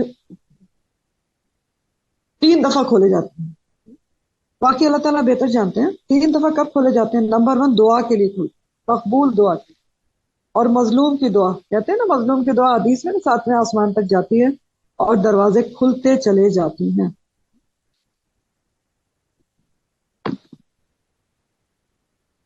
تو ایک تو دعا کے لیے کھلتے ہیں، دوسرا کس کے لیے کھلتے ہیں، عمل صالح جو ہے وہ بھی اوپر جاتا ہے، جب عمل نیک اعمال اور اللہ کا ذکر بھی اوپر اٹھتا ہے اور آسمان کے دروازے اس کے لیے کھولے جاتے ہیں، اور اللہ کے کی مقبولیت کے لیے وہ پیش کیا جاتا ہے۔ کیا چیز، ہاں نیک اعمال اور نیک اللہ کا ذکر، کلمت الطیب، اس کی کیا دلیل ہے، سورہ فاطر کی آیت نمبر 10 ہے، سورہ الفاطر آیت نمبر 10 ہے، الیہ یصعد الکلمۃ الطیب والعمل الصالح یرفعہ، اللہ کی طرف چڑھتا ہے کلمہ طیب اور عمل صالح اس کو اوپر اٹھانے میں مدد کرتا ہے۔ ٹھیک، یہ سورہ فاطر کی آیت ہے، اس کی تفسیر تو بہت خوبصورت ہے، آپ وہیں پڑھیں گے، لیکن جنرلی اس کا مطلب یہ ہے کہ جو پاکیزہ کلمات ہوتے ہیں، اور پاکیزہ کلمات کون سے ہوتے ہیں، کلمۃ الطیب کون سے ہوتے ہیں، سب سے پہلے تو کلمہ طیبہ ہی مراد ہوتے ہیں، جس سے بڑھ کے کوئی چیز ہی نہیں کہ لا الہ الا اللہ، اللہ کے سوا کوئی معبود نہیں، تو وہ کلمۃ الطیب ہوتا ہے۔ اور اس کے علاوہ پھر جو بھی قرآن پاک کی تلاوت ہے یا آپ کے ذکر اذکار ہیں جو بھی ہیں، یہ سب کلمۃ الطیب میں ہی آتے ہیں۔ تو اس آیت میں یہ کہا گیا ہے کہ کلمۃ الطیب جو ہوتے ہیں، پاکیزہ کلمات، وہ اللہ کی طرف چڑھتے ہیں، لیکن ان کو چڑھاتا کون ہے، عمل صالح اس کو اوپر اٹھا کے لے کر جاتا ہے آسمان کی طرف۔ تو جنرلی اس سے سورہ فاطر کے یہ پتہ چلتا ہے کہ پاکیزہ کلمات اور جو عمل صالح ہیں وہ ایک دوسرے کے ساتھ لازم اور ملزوم ہیں، نہ عمل صالح کے بغیر پاکیزہ کلمات صرف کہنا فائدہ مند ہے، اور نہ ہی صرف عمل صالح کرنا جب تک کہ آپ کو پاکیزہ کلمات کے اوپر، پاکیزہ عقائد کے اوپر آپ کا پوری طرح اعتقاد نہ ہو۔ کسی کا مائک اوپن ہے، عائشہ کا نہیں دیکھیں۔ تو بہرحال بتا میں آپ کو یہ رہی تھی کہ 3 وقت آسمان کے دروازے کھلتے ہیں، جیسا کہ پتہ چلتا ہے اللہ تعالیٰ بہتر جانتے ہیں، دعا کے لیے کھلتے ہیں، مقبول دعا کے لیے کھلتے ہیں، مظلوم کی دعا کے لیے کھلتے ہیں۔ دوسرا عمل صالح جب نیک اللہ تعالیٰ کے ذکر کے ساتھ کیا جاتا ہے تو اس کے لیے بھی دروازے کھلتے ہیں کہ وہ وہاں پر مقبول کیا جائے۔ اور نمبر 3، ہر نیک مسلمان آدمی کی روح کے لیے آسمان کے دروازے کھلتے ہیں۔ اس کے لیے ایک مسلمان آدمی کی روح کے لیے آسمان کے دروازے کھلتے ہیں۔ یہاں کیا کہا جا رہا ہے؟ ہاں کہ مستکبرین اور مکذبین کے لیے آسمان کے دروازے نہیں کھلتے، لا تفتحوا۔ تو نیک مسلمان آدمی کی روح کے لیے آسمان کے دروازے کھلتے ہیں۔ ابن عباس کہتے ہیں بدروحوں کے لیے آسمان کا دروازہ نہیں کھلتا اور ان کو واپس سجین میں پٹخ دیا جاتا ہے۔ سجین کیا جگہ ہے؟ وہ جگہ ہے جہاں پر جو برے لوگ ہیں ان کی روحوں کو زمینوں کے کہیں اندر ہے، وہاں جمع کیا جاتا ہے۔ اور علیین کہاں ہے؟ وہ 7ویں آسمان کے اوپر ایک دفتر ہے جس کا ذکر قرآن میں آتا ہے، وہاں پر نیک روحوں کے جو نیک روح ہیں ان کو جمع کیا جاتا ہے۔ تو اس سلسلے میں ترمذی کی ایک بہت لمبی چوڑی حدیث ہے جس کا میں آپ کو مفہوم بتا رہی ہوں کہ حضرت برا بن عازب سے مروی ہے کہ نبی کریم صلی اللہ علیہ وسلم نے فرمایا عذاب قبر سے اللہ کی پناہ مانگو۔ جب مومن دنیا سے اٹھتا ہے تو آسمان سے روشن چہرے والے فرشتے اترتے ہیں جو جنتی ریشمی کفن اور خوشبو لے کر آتے ہیں۔ اب یہ کفن کس کے لیے ہوتا ہے؟ روح کے لیے ہوتا ہے، کیونکہ جسم کو تو یہاں کفن دیا جاتا ہے۔ تو نبی کریم صلی اللہ علیہ وسلم فرماتے ہیں کہ وہ فرشتے اتنے زیادہ ہوتے ہیں کہ تا حد نگاہ وہ آ کر بیٹھ جاتے ہیں۔ پھر ملک الموت جو میت ہوتی ہے اس کے سرانے بیٹھتی ہیں اور کہتے ہیں اے مطمئن روح مغفرت کی طرف چل، تو روح فوراً آسانی سے نکل پڑتی ہے۔ پھر وہ فرشتے اس کو جنتی کفن اور خوشبوؤں میں بسا کر آسمان کی طرف چڑھتے ہیں اور جہاں سے گزرتے ہیں دوسرے فرشتے کہتے ہیں کہ کس کی پاکیزہ روح کو لے کر جا رہے ہو؟ اللہ منہ۔ پھر وہ آسمان دنیا تک پہنچتے ہیں اور پھر وہ فرشتے کہتے ہیں کہ آسمان کا دروازہ کھولا جائے، تو داروغہ دروازے کا پوچھتا ہے کہ کس کی روح کو لے کر آئے ہو؟ تو وہ بتاتے ہیں یہ فلاں بن فلاں ہے۔ تو وہ کہتا ہے کہ ہاں یہ تو پاکیزہ روح ہے، پھر اس کے لیے دروازہ کھول دیا جاتا ہے۔ یہ حصہ جو حدیث کا ہے نا، یہ آیت کے مطابق ہے، نوٹ کریں۔ تو اسی طرح پھر 7ویں آسمان تک دروازے نیک روح کے لیے کھلتے چلے جاتے ہیں اور نیک روح لوگ کو لے کر فرشتے 7ویں آسمان تک پہنچتے ہیں۔ وہاں پر اللہ تعالیٰ کا حکم ہوتا ہے کہ میرے نیک بندے کو علیین کے دفتر میں لکھ لو، ٹھیک، علیین کے دفتر میں لکھ لو، اور پھر روح کو واپس کیا جاتا ہے۔ کیوں؟ کیونکہ آپ کو پتہ ہے یہ حدیث کے الفاظ نہیں ہے، میں آپ کو ایکسپلین کر دوں ساتھ میں، کہ قبر میں جب اٹھایا جاتا ہے اٹھا کے تو روح کو تھوڑی دیر کے لیے واپس کیا جاتا ہے تاکہ سوال جواب۔ ابھی آپ نے حدیث پڑھی نا کہ حضرت عمر فاروق نے جب پوچھا تو کیا ہم ہوش و حواس میں ہو گئے، تو نبی کریم صلی اللہ علیہ وسلم نے کیا فرمایا کہ ہاں۔ تو پھر واپس کیا جاتا ہے اور پھر وہی قبر کے سوال جواب ہوتے ہیں منکر نکیر کے، اور سوالات میں جو نیک روح ہے تو کامیاب ہو جاتی ہے ظاہر ہے، اور پھر اس کو روح کو واپس علیین میں جمع کر دیا جاتا ہے اور حکم دے دیا جاتا ہے کہ قبر کو کشادہ کر دو، جنت کی کھڑکی کھول دو، اور پھر وہی سب ہوتا ہے جو آپ نے پڑھا حدیث کے مطابق کہ عمل صالح بھی ایک نیک انسان کی شکل، خوبصورت کی شکل میں آتا ہے، اس کو عذاب سے بچاتا ہے، اور قرآن بھی اس کا آتا ہے جو اس کو عذاب سے بچاتا ہے۔ اور یہاں یہ ایکسپلینیشن ہے۔ آگے الفاظ ہیں حدیث کے کہ آپ صلی اللہ علیہ وسلم نے مزید فرمایا کہ بندے کافر اور فاجر کی روح جب دنیا سے منہ موڑتی ہے تو بھی فرشتے اترتے ہیں جو سیاہ رنگ کے ہوتے ہیں، وہ بدبودار ٹاٹ لے کر آتے ہیں، اور ملک الموت اس روح سے کہتے ہیں کہ اے خبیث روح نکل اور اللہ کی ناراضی کی طرف چل، تو وہ نہیں نکلتی، تو اس کو کھینچ کھینچ کر نکالا جاتا ہے، اور جب آسمان تک پہنچتے ہیں تو دروازہ نہیں کھولا جاتا۔ اور پھر آپ صلی اللہ علیہ وآلہ وسلم نے یہی آیت پڑھی لا تفتح لهم الاسباب السمائی۔ تو یہ ہے اس کے بارے میں حدیث۔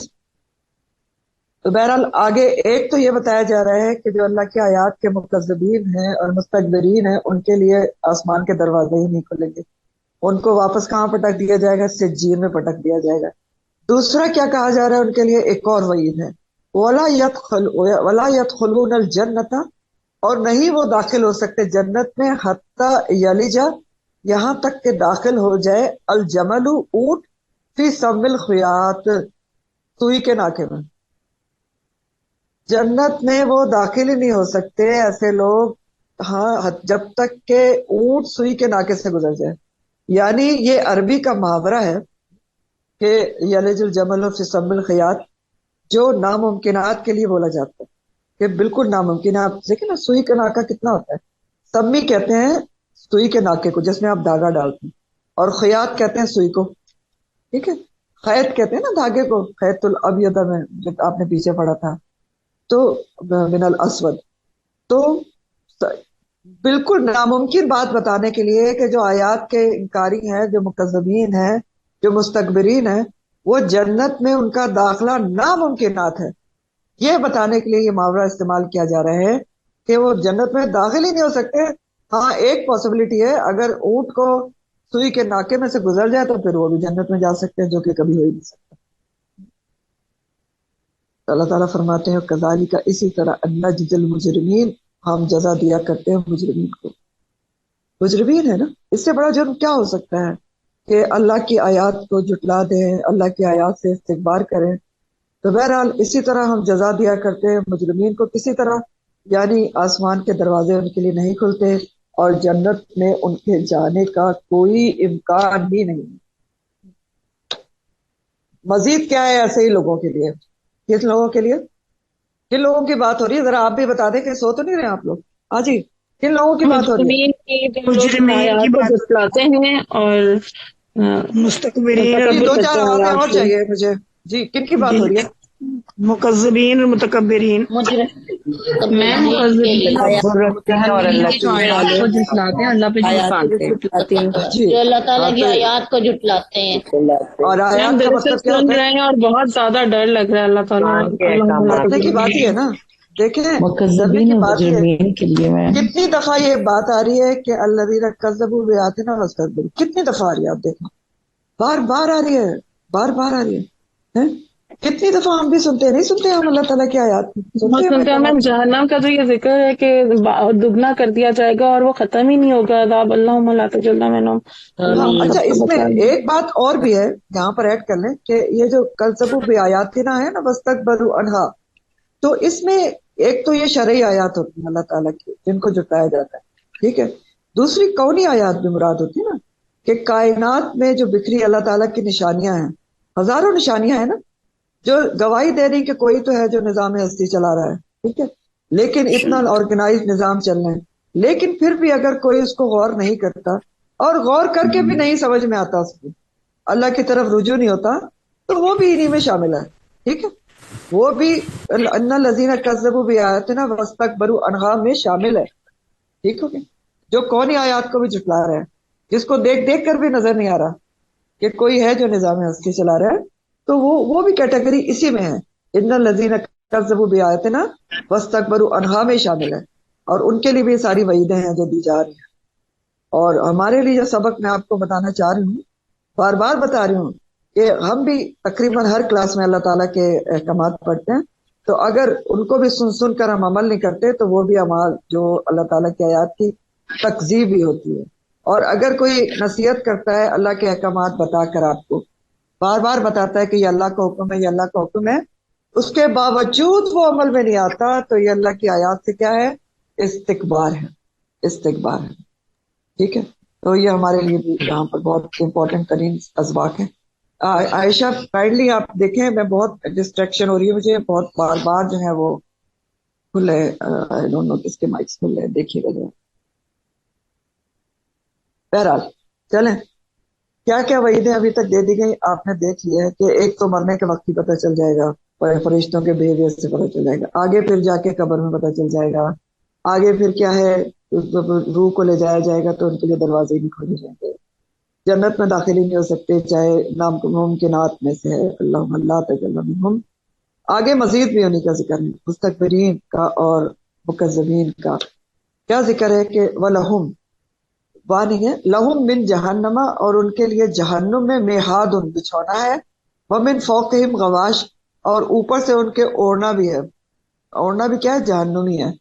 میہاد کس کو کہتے ہیں؟ میہاد مہد سے ہے، اور اس کے کئی معنی ہوتے ہیں. خاص طور پر بستر کے لیے آتا ہے، بچھونے کے لیے، اور گھوڑے کے لیے، سب چیزوں کے لیے آتا ہے۔ تو بنیادی طور پر نہاد یا مہد کا مطلب ہوتا ہے جہاں آدمی لیٹتا ہے، سوتا ہے، آرام کرتا ہے۔ تو مکذبین اور مجرمین جو ہیں ان کے لیے جہنم میں کیا ہوگا؟ آگ کا ہی بچھونا ہوگا، اور اوپر سے اوڑھنا بھی کیا ہوگا؟ وفوقہم غواش، وہ بھی اوڑھنا جو رضائی ہوگی اوڑھنے والی، ہاں وہ بھی کیا ہوگی؟ جہنم کی آگ ہی ہوگی۔ غواش کا لفظ اصل میں غاشیتن کی جمع ہے، غشی سے ہے۔ غشی کے معنی کیا ہوتی ہے؟ ڈھانپنا۔ تو غشاوہ آپ نے لفظ پڑھا تھا سورہ البقرہ میں، تو غشاوہ کا مطلب بھی کیا ہوتا ہے؟ پردہ۔ تو غواش کے معنی بھی کیا ہے؟ پردے یا سائبان۔ تو ایسے لوگوں کے لیے جہنم میں اوڑھنا بچھونا کیا ہے؟ آگ ہی ہے، سب اوپر نیچے۔ اور یہ بھی بہت ہی دل ہلا دینے والی بات، ایک لمحے کو بھی سکون نہیں ہے، اوپر نیچے اوڑھنا بچھونا آگ ہے۔ تو اس کے لیے بھی اللہ تعالیٰ فرماتے ہیں کہ کذالک نجزی الظالمین، اسی طرح ہم جزا دیا کرتے ہیں ظالمین کو۔ یہ جو مجرمین ہیں وہ ظالم بھی ہیں نا، بہت بڑے، کہ اللہ کے احکامات کو انہوں نے اگنور کر دیا، ٹھیک ہے، اس کو تکذیب کر دی، اس سے تکبر بھی کیا، بہت کچھ کیا، تو پھر ظاہر ہے سب سے بڑے ظالم ہے، تو ظالموں کے ساتھ اسی طرح کا بدلہ دیا جاتا ہے۔ اور جہاں تک اس کا تعلق ہے کہ اوڑھنا بچھونا جو آگ ہوگی، اس کے متعلق اور جگہ میں قرآن میں آتا ہے، جیسے سورہ الزمر کی آیت نمبر 16 ہے، الزمر 16، لہم من فوقہم ظلل من النار ومن تحتہم ظلل، ان کے اوپر نیچے سے آگ کی چھتریاں چھائی ہوئی، اوپر نیچے سے آگ کی چھتریاں چھائی ہوئی ہوں گی۔ اسی طرح سورہ توبہ 49 میں آتا ہے کہ وَإِنَّ جَهَنَّمَ لَمُحِيطَةٌ بِالْكَافِرِينَ، جہنم نے کافروں کو پوری طرح گھیرے میں لے رکھا ہے، گھیرے میں لیے ہوئے، کہیں سے کوئی بچت نہیں ہوتی۔ سورہ کہف میں آپ پڑھتے ہیں احاطہ بہم سرادقہا، ان کا احاطہ کیے ہوئے ہوں بڑے بڑے شعلے جہنم کے، علامہ لا تجلی منہم۔ پھر دیکھ لیں، بہت ڈر لگ رہا ہے نا، اسی لیے اللہ تعالیٰ نے فوراً آگے قرآن کے خوبصورت اسلوب کے مطابق والذین آمنوا کا ذکر کر دیا، والذین آمنوا وعملوا الصالحات، لیکن وہ لوگ جنہوں نے جو ایمان لائے اور انہوں نے عمل صالح کیے۔ یہ قرآن کا خوبصورت اسلوب ہے نا، کہ جہاں ڈراوا دیا جاتا ہے اس کے فوراً بعد اہل جنت کا ذکر ہوتا ہے، ٹھیک، جہنمیوں کے فوراً بعد اہل جنت کا ذکر ہوتا ہے۔ اللہ تعالیٰ کہہ رہے ہیں کہ جن لوگوں نے ایمان لائے اور انہوں نے اس کے ساتھ عمل صالح بھی کیے، لا نکلف، نہیں ہم تکلیف دیتے، نفسن کسی نفس کو، الا وسعها، اس کی مگر اس کی وسعت کے مطابق، اولئک کا یہی لوگ اصحاب الجنہ، یہی لوگ جنت کے ساتھی ہیں، ہم فیہا خالدون، ہمیشہ وہ اس میں رہیں گے، اللہم اجعلنا منہم۔ اب یہ کیا بات کہی جا رہی ہے؟ یہ بھی تھوڑی سی سمجھنے کی بات ہے کہ بیچ میں ایک بات کہی گئی کہ لا نکلف نفسا الا وسعها، اصل میں بات کیا کہی جا رہی ہے؟ والذین آمنوا وعملوا الصالحات اولئک اصحاب الجنہ ہم فیہا خالدون، ایسا ہی ہے نا؟ لیکن بیچ میں اللہ تعالیٰ نے کہا کہ ہم کسی نفس پر اس کے وسعت سے زیادہ بوجھ نہیں ڈالتے۔ تو اب اس کو سمجھنے کی ضرورت ہے کہ کیا کہا جا رہا ہے، وسعت کیا ہوتی ہے؟ سب سے پہلے تو یہ سمجھنے کی بات ہے، دیکھیں وسعت کے معنی ہوتے ہیں کہ وہ طاقت یا قدرت، ہمت یا حوصلہ یا استعمنا جس میں انسان بغیر تنگی دشواری کے کوئی کام کر سکے، ٹھیک ہے، وہ طاقت، ہمت، حوصلہ، استعمنا جس میں عام حالت میں بغیر دشواری، بغیر تنگی کے کوئی کام کر سکے انسان۔ تو اللہ تعالیٰ کیا کہہ رہے ہیں کہ دیکھیں ہم کسی نفس پر اس کی وسعت سے زیادہ بوجھ نہیں ڈالتے۔ تو کیا فرما رہے ہیں اللہ سبحانہ تعالیٰ؟ کہہ رہے ہیں کہ دین کے جو بھی احکامات ہم نے دیے ہیں، جو ہماری آیات نہ ہیں، ہاں، جن کو لوگ تکذیب بھی کر دیتے ہیں، استکبار بھی کرتے ہیں، وہ تو ہم نے بالکل انسان کی استطاعت کے مطابق دیے ہیں، ہاں، ہمارا تو یہ شعار ہی نہیں ہے کہ ہم کسی کی وسعت سے زیادہ اس کے اوپر بوجھ ڈالیں، تو ایسا تو کوئی حکم ہی نہیں دیا جو انسان کی طاقت سے باہر ہو۔ مثلا دیکھیں ہمارے دین کے احکامات کوئی وسعت سے باہر ہیں؟ نماز کا حکم ہے کھڑے ہو کے پڑھنے کا، نہیں پڑھ سکتے کھڑے ہو کے تو کیا لازم قرار دیا ہے کہ نہیں آپ مر رہے ہیں، بیمار ہیں، کھڑے ہو کے پڑھے؟ نہیں ہے وسعت کھڑے ہونے کی، بیٹھ کے پڑھنا، بیٹھ کے بھی وسعت نہیں ہے تو کیا ہے لیٹ کر پڑھنا، وضو کرنا ہے، پانی نہیں ہے یا آپ کے اندر وسعت نہیں ہے وضو کرنے کی، بیمار ہیں، تیمم کر لیں۔ زکوٰۃ کیا ہے؟ صرف صاحب نصاب پر فرض ہے، ہر ایک پر نہیں ہے، اور وہ بھی بہت ہی نامنل سا ہے، 2.5% ہے صرف۔ روزے میں کیا اللہ تعالیٰ نے چھوٹ دی ہے؟ بیمار اور سفر میں قضا کر سکتے ہیں، اور نبی کریم صلی اللہ علیہ وسلم نے اور بھی ریلیکسیشن بتائی ہیں. ٹھیک ہے. تو اللہ تعالیٰ نے دین میں آسانیاں رکھی. ایسا دین بھیجا ہے جس پر عمل کرنا ہر کسی کی وسعت میں ہے، آسان ہے، مشکل نہیں ہے. ہمارے لیے کوئی مشکل ہے نماز پڑھنا 5 ٹائم کی؟ بالکل بھی نہیں ہے. کیا جو صاحب نصاب ہے اس کو زکوٰۃ دینا مشکل ہے؟ کچھ بھی مشکل نہیں ہے. مشکل تو کچھ بھی نہیں ہے، سب وسعت کے اندر ہے. مسئلہ ہمارے ساتھ ہے. کیوں؟ کیونکہ ہم اپنی وسعت کا استعمال صحیح نہیں کرتے، اپنی خواہش نفس کے اوپر چل رہے ہوتے ہیں، اس لیے مشکل ہوتا ہے. تو اللہ تعالیٰ کہہ رہے ہیں کہ اولئک اصحاب الجنہ ہم فیہا خالدون، یہی لوگ جنت میں رہنے والے ہیں. کون سے؟ جنہوں نے ایمان لا کر عمل صالح کیے، وہ ہمیشہ جنت میں رہیں گے. اب بیچ میں کیا بتایا ہے اس کو بھی ذرا سمجھ لیں کہ اللہ وسعہ، یعنی بتایا جا رہا ہے کہ جو لوگ ایمان لائے ہیں اور عمل صالح کرنے والے ہیں وہ ہمیشہ جنت میں رہیں گے. تو وہ اللہ تعالیٰ ہمیں بتا رہے ہیں کہ دیکھو وہ کوئی اسپیشل لوگ نہیں بنایا میں نے جو جنت میں جائیں گے. ٹھیک ہے. وہ کوئی خاص لوگ نہیں بنائے گئے ہیں کہ اسپیشل وہ تیار کیے گئے ہیں کہ وہ جنتی ہیں، وہ جنت والے کام کریں گے. نہیں، وہ کوئی معفوق الفطرت لوگ نہیں ہیں، وہ کوئی دنیا کے اوپر کے لوگ نہیں ہیں، وہ تمہیں میں سے ہوں گے. اور اگر تم کوشش کرو، اپنی وسعت کا صحیح استعمال کرو، تو تم بھی اصحاب الجنہ میں سے ہو سکتے ہو. کیونکہ میرے سارے احکامات پر عمل کرنا تمہاری وسعت کے عین مطابق ہے. بات سمجھ رہے ہیں؟ بہت خوبصورت بات ہے یہاں پر بیچ میں لائی گئی نا کہ وسعت کے مطابق ڈالا گیا ہے. تو اللہ تعالیٰ یہ سمجھا رہے ہیں کہ یہ اصحاب الجنہ آپ بھی ہو سکتے ہیں، میں بھی ہو سکتے ہوں، تم بھی ہو سکتے ہو. لیکن کوشش تو کرو، اپنی وسعت کا صحیح استعمال کرو اور ایمان لا کر عمل صالح کرو تو کچھ مشکل نہیں ہے. تم بھی اہل جنت میں شامل ہو جاؤ گے، ہم فیہا خالدون میں شامل ہو جاؤ گے. ذرا اپنی خواہش نفس کو قابو میں رکھو، ذرا دنیا کی محبت اور دنیا کا ڈر دل سے نکالو، تو پھر تم بھی اصحاب الجنہ ہو جاؤ گے. یہ بتایا جا رہا ہے. بہت خوبصورت ہے. آپ مزید ایک اور انفارمیشن آگے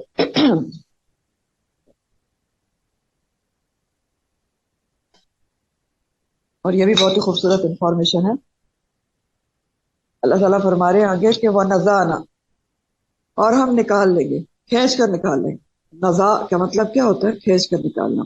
کیا نکال لیں گے؟ ما فی صدورہم، جو کچھ ان کے سینوں میں ہے، بن غل، غل میں سے، تجری من تحتہم الانہار. یہ کیا بتایا جا رہا ہے؟ یہ جو اصحاب الجنہ ہے نا، ان کے جنت میں جانے سے پہلے وہ نزانا، ہم ان کے سینوں میں جو کچھ غل میں سے ہے وہ نکال لیں گے. اس کے بعد وہ داخل ہوں گے جنت میں جس کے نیچے نہریں بہتی ہیں. یہ کہا جا. اب یہ غل کیا ہوتا ہے جو اللہ تعالیٰ کہہ رہے ہیں کہ جنتیوں کو جنت میں داخل ہونے سے پہلے من غل، جو کچھ غل میں سے ہوگا، یعنی تھوڑا بہت. من غل کا لفظ غور طلب ہے. غل میں سے جو تھوڑا بہت ہوگا نا، وہ جنتیوں کے سینوں میں سے پہلے کھینچ کر نکالا جائے گا، پھر وہ جنت میں داخل کیا جائے گا. ٹھیک ہے. اب غل کیا ہوتا ہے؟ ٹھیک ہے. غل کے معنی ہوتے ہیں چھپی ہوئی قلبی دشمنی، قلبی عداوت، قلبی کدورت، چھپی ہوئی. یہ بہت غور سے سننے اور سمجھنے کی بات ہے. غل کہتے ہیں چھپی ہوئی قلبی عداوت، کدورت کو. وہ عداوت جو عام طور پر دنیا میں ظاہر نہیں کی جاتی، مثلا کسی سے حسد ہے، بغض ہے، کینہ ہے، بدگمانی وغیرہ. دیکھیں، ایک عداوت وہ ہوتی ہے جو ظاہری ہوتی ہے، وہ آپ ظاہر کر دیتے ہیں، انسان بتا دیتا ہے، اس کے بیہیویئر سے پتہ چل جاتا ہے یا کسی بھی طریقے سے. لیکن ایک بعض دفعہ انسان اختلافات اپنے دل میں رکھتا ہے اور عمر بھر ان کو کسی کے اوپر ظاہر نہیں کرتا.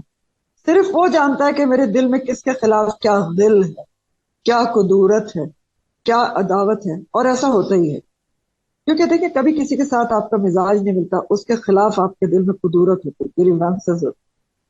بعض دفعہ کسی کی نعمت پر حسد ہوتا ہے، وہ بھی دل میں رکھتے ہیں. رشتہ ایسا ہوتا ہے نا کہ آپ ظاہر نہیں کر سکتے کہ مجھے تمہاری نعمت سے حسد ہے، لیکن ہوتا ہے.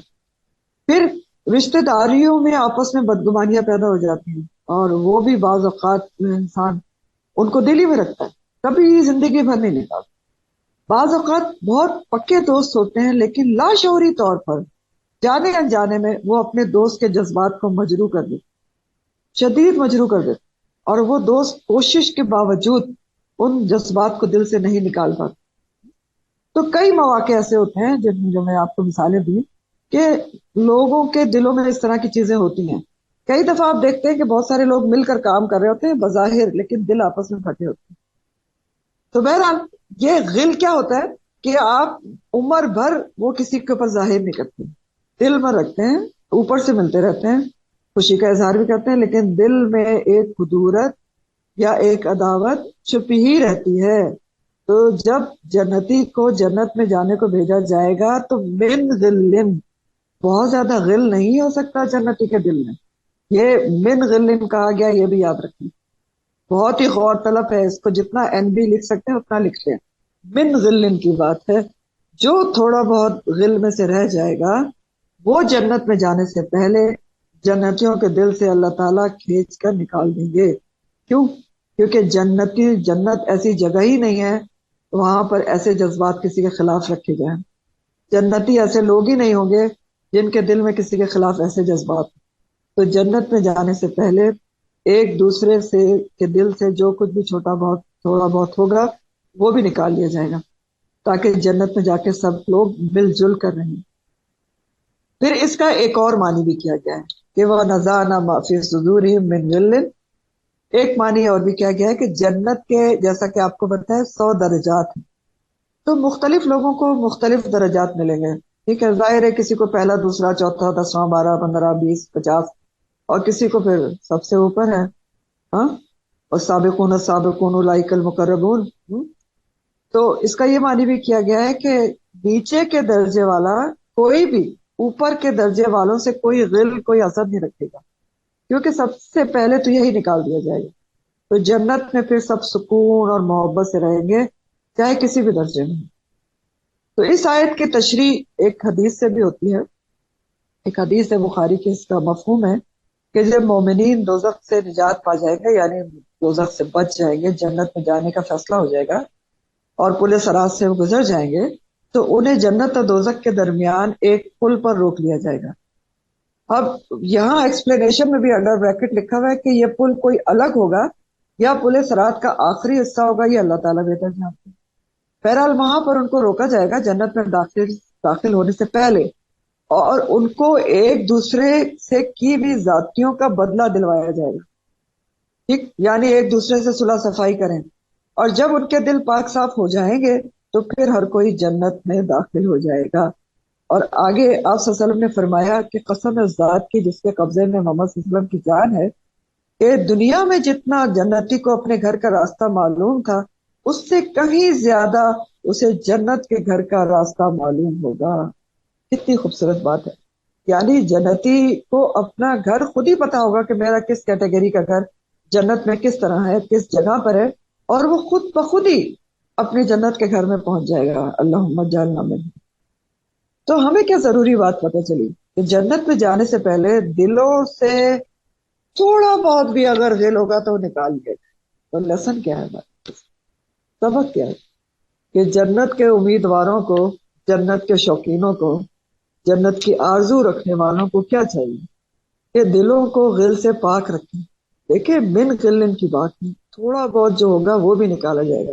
خدا نہ کرے اگر ہم غل سے دل کو بھر کے لے کر جائیں گے تو وہ تو پھر کہہ دیا جائے گا کہ چھوڑو چھڈو پر اس کو یہیں پر چھوڑ دو، اتنی صفائی کون کرے گا. ٹھیک ہے، تو یہ رہے بڑا، چھوڑو، جنت تو ایسی جگہ ہی نہیں ہے. تھوڑا بہت جو ہوگا وہ صاف کیا جائے گا. تو جنت کے امیدواروں کو کیا چاہیے کہ یہیں سے دل کو غلوں سے پاک رکھیں. اور دل کو غل سے پاک رکھنے کا ٹوٹکا کیا ہے؟ صرف واحد ٹوٹکا یہ ہے کہ آپ اللہ کے لیے خالص نیت کر کے درگزر کرتے، اللہ کے لیے، جنت کے لیے خالص نیت کر کے درگزر کرتے. بدگمانی سے اپنے آپ کو بچائیں، حسد سے بچیں. ٹھیک ہے، لوگوں کو معاف کرنا سیکھیں، اللہ کے خوف سے یا اس کی محبت میں اپنے ظاہر و باطن دونوں کو صاف کریں. لباس التقوی پر توجہ دیں کہ آپ کا دل اور آپ کا جو روح ہے وہ تقوی کا لباس پہنے. تو غل میں سے جو بھی ہے جس کے خلاف ہے اس کو نکال دیں، کیونکہ دیکھیں وہاں پر جیسے میں نے آپ کو پہلے بتایا، غل سے اگر دل بھرا ہوا ہوگا تب تو وہ قبول ہی نہیں کیا جائے گا، تو صفائی کیسے کی جائے گی اور جنت میں کیسے جائے گا. سورہ شعراء آیت نمبر 89 ہے، شعراء 89. اللہ تعالیٰ فرماتے ہیں یوم لا ینفع ينفع مال ولا بنون الا من اتى الله بقلب سلیم. اس دن تو کوئی مال اور بیٹے کام نہیں آئیں گے مگر وہ کامیاب ہے جو قلب سلیم لے کر پہنچ گیا. تو قلب سلیم کیا ہوتا ہے؟ سلامت دل، جیسا اللہ تعالیٰ نے دل دے کر بھیجا ہے، صاف ستھرا دل، ہاں، جو نور والا نور ہو، جس میں کوئی غل، کوئی عداوت، کوئی کدورت کسی کے لیے نہ ہو، وہ کامیاب ہے. ٹھیک ہے، تو اگر بھر بھر کے لے کے گئے تو کہاں صفائی ہوگی اور کہاں جنت میں جائیں گے؟ تھوڑا بہت کہا گیا ہے کہ جو ہوگا من غل، وہ بھی نکال دیا. بہت بڑا سبق ہے ان آیات کے. اور دوسرا سبق ایک اور بھی ہے یہاں پر کہ اہل جنت آپس میں بہت سکون اور محبت سے رہیں گے. کیوں؟ کیونکہ جو کچھ تھوڑا بہت بھی من غل ہوگا وہ نکال لیا جائے گا. تو اگر دنیا میں بھی ہم محبت اور اپنے سکون کے ساتھ رہنا چاہتے ہیں تو دلوں میں سے غل کو نکال دیں. آپ سوچ کے دیکھیں، جو ہم غل رکھتے ہیں نا دل میں، ہر کوئی رکھتا ہے، میں ہوں یا آپ ہوں، کہیں نہ کوئی تھوڑا بہت ہوتا ہے کسی کے خلاف. میرے ساتھ اس نے یہ کیا تھا، میری بہن، میرا بھائی ہے، پھر بھی یہ کیا تھا. اس کو نکال دیں، کیونکہ اللہ کی خاطر نکال دیں. کیونکہ بے چینی تو ہم خود رہتے ہیں. آپ سوچ کے دیکھیں، جتنا کسی کے خلاف قدرت ہوگی اتنا خود انسان بے چین ہوتا ہے. آسان نہیں ہوتا یہ کام، بالکل آسان نہیں ہوتا کہ آپ دل کی صفائی کریں، لیکن ناممکن بھی نہیں ہے. ہاں، کیونکہ جب اللہ تعالیٰ کہہ رہے ہیں کہ تم قلب سلیم لے کر آ سکتے ہو تو ہم جا سکتے ہیں. تو دلوں کی صفائی مشکل ضرور ہے، بہت مشکل ہے، لیکن ناممکن نہیں ہے. اور یہ بھی یاد رکھیں کہ یہ کوئی دنیا کی طاقت آپ کا دل صاف نہیں کر سکتی، آپ خود ہی اپنا دل صاف کر سکتے ہیں، اس کے علاوہ کوئی اور نہیں کر سکتا. اور ساری ٹپس ہمارے لیے یہی ہے کہ سب سے پہلے دوسروں سے توقعات وابستہ نہ کریں، چاہے قریبی سے قریبی رشتہ ہے، ایون اولاد سے بھی نہ کریں. آج کل وہ بھی توقعات کو توڑتی ہیں افسوس کے ساتھ. تو توقعات وابستہ نہ کریں. دوسرا، درگزر کی عادت اپنائیں، اپنے خالق سے سیکھیں کتنا درگزر کرتا ہے. حدیث کا مفہوم یاد رکھیں کہ جس نے اللہ کی خاطر کسی کو معاف کر دیا تو اس کے جنت کے وصف میں گھر بنے گا. ٹھیک ہے، پھر دلوں کو کھولے، چھوڑنا، معاف کرنا سیکھیں، درگزر، اور بدگمانیاں نہ پالیں. کیونکہ یہ تو ویسے بھی اللہ کا حکم ہے سورہ حجرات میں کہ زیادہ گمان نہ کیا کرو. کیوں کہ ان بعد الظن اسم، کیونکہ بہت سارے جو گمان ہیں وہ گناہ ہوتے ہیں، کیونکہ بدگمانی ہی گناہ کی طرف لے جاتی ہے. اس سلسلے میں آپ دیکھیں سورہ حشر کی آیت نمبر 10 ہے، الحشر آیت نمبر 10 ہے. اللہ تعالیٰ تعریف کرتے ہیں، والذین جاؤوا من بعدہم یقولون ربنا اغفر لنا لاخواننا الذین سبقونا بالایمان. کہہ رہے ہیں کہ وہ لوگ جو بعد میں ایمان لائے وہ کہتے ہیں اپنے پہلے ایمان لانے والوں کے لیے، جو ایمان میں سبقت لے گئے، وہ ان کے لیے بعد میں ایمان لانے والے یعنی انصاری ہیں یا جو بھی تھوڑی دیر میں ایمان لائے، وہ سابقون الاولون کے لیے کہتے ہیں، دعا کرتے ہیں کہ یا اللہ جو سابقون الاولون ہیں ایمان لانے میں جنہوں نے پہل کی تو ان کو بخش دینا.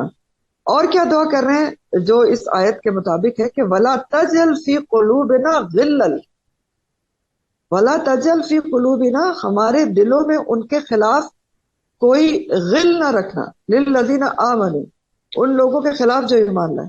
یہ ہمارے لیے غور طلب بات ہے کہ کیا دعا وہ کر رہے ہیں کہ جو ایمان والے ہیں ان کے لیے ہمارے دلوں میں کوئی غل نہ ہے. یہ دعا ہم بھی کر سکتے ہیں کہ نہیں کر سکتے کہ یا اللہ ایمان والوں کے لیے ہمارے دلوں میں کوئی غل نہ رہے، نہ ایمان والوں کے دلوں میں ہمارے لیے کوئی غل. بہرحال جنت میں داخل ہونے سے پہلے غل نکال دیا جائے گا، من غل، اور پھر اس جنت میں وہ داخل ہو جائیں گے تجری من تحتہم الانہار، جس کے نیچے نہریں بہتی ہیں. جنت میں داخل ہو کر جنتی کیا کہیں گے؟ کہیں گے وقالوا الحمد للہ الذی ہدانا لہذا، وہ کہیں گے سب تعریفیں اس ذات کے لیے ہے، اس اللہ کے لیے ہے جس نے ہماری رہنمائی کی، لہذا اس جنت کے لیے. سارا کریڈٹ اللہ تعالیٰ کو دیں گے، جنت میں ہے نا تو ظاہر ہے کریڈٹ اللہ تعالیٰ کو دیں گے. کہیں گے سارا شکر اس کے لیے، سب شکر اللہ کے لیے جس نے ہمارے لیے رہنمائی کا ارادہ، بھلائی کا ارادہ کر لیا، ہمارے لیے ہدایت کے راستے کھول دیے، ہمارے پر اس کا فضل ہو گیا کہ ہم جنت میں آ گئے. ہدانا لہذا، لہذا کیا؟ جنت، ورنہ ہم کہاں اور جنت کہاں. یہ اس کا شکر اور فضل ہے کہ اس نے ہمیں جنت کے راستے دکھائے اور جنت میں پہنچا دیا۔ اب یہاں پر رک کے ہمارے لیے بھی بہت مقام شکر ہے کہ اللہ نے قرآن سے جڑنے کی توفیق دے دی کہ یہ ساری باتیں ہمیں پتہ چل رہی ہیں، جنت میں سے جڑنے کے طریقے معلوم ہو رہے ہیں، جنت میں جانے کے طریقے معلوم ہو رہے ہیں۔ اگر اللہ تعالیٰ ہم کو ہدایت نہ دیتا قرآن سے جڑنے کی تو ہمیں کیسے یہ راستے معلوم ہوتے؟ تو ہمیں بھی یہ کہنا بنتا ہے کہ قالوا الحمد للہ الذی ہدانا لہٰذا یہاں پر ہمارے لیے فی الحال کیا ہے؟ قرآن سے جڑنے کی اس نے جنت کے راستوں کی توفیق دے دی۔ بہرحال جنت کی اللہ تعالیٰ کی بہت زیادہ حمد و ثنا کریں گے، اور پھر اور مزید کیا کہیں گے؟ وما کننا لنہتدی، اور نہیں تھے ہم کیا ہم ہدایت پاتے، لولا اگر نہ، ان یہ کہ ہدان اللہ کے ہدایت دیتا آپ کو اللہ تعالیٰ۔ ہاں ہماری کیا اوقات تھی کہ ہم ہدایت پا جاتے؟ اگر اللہ تعالیٰ ہمیں توفیق نہ دیتا، توفیق عمل نہ دیتا، قرآن سے جڑنے کی ہدایت نہ دیتا، تو کیسے ہم کو یہ جنت کے طریقے پتہ چلتے؟ یہ سب اللہ کا کرم ہے، اس کی توفیق ہے، اس کی مہربانی ہے کہ اس نے قرآن سے جوڑ دیا، جنت کے طریقے سکھا دیا اور جنت میں پہنچا بھی دے گا انشاءاللہ تعالیٰ۔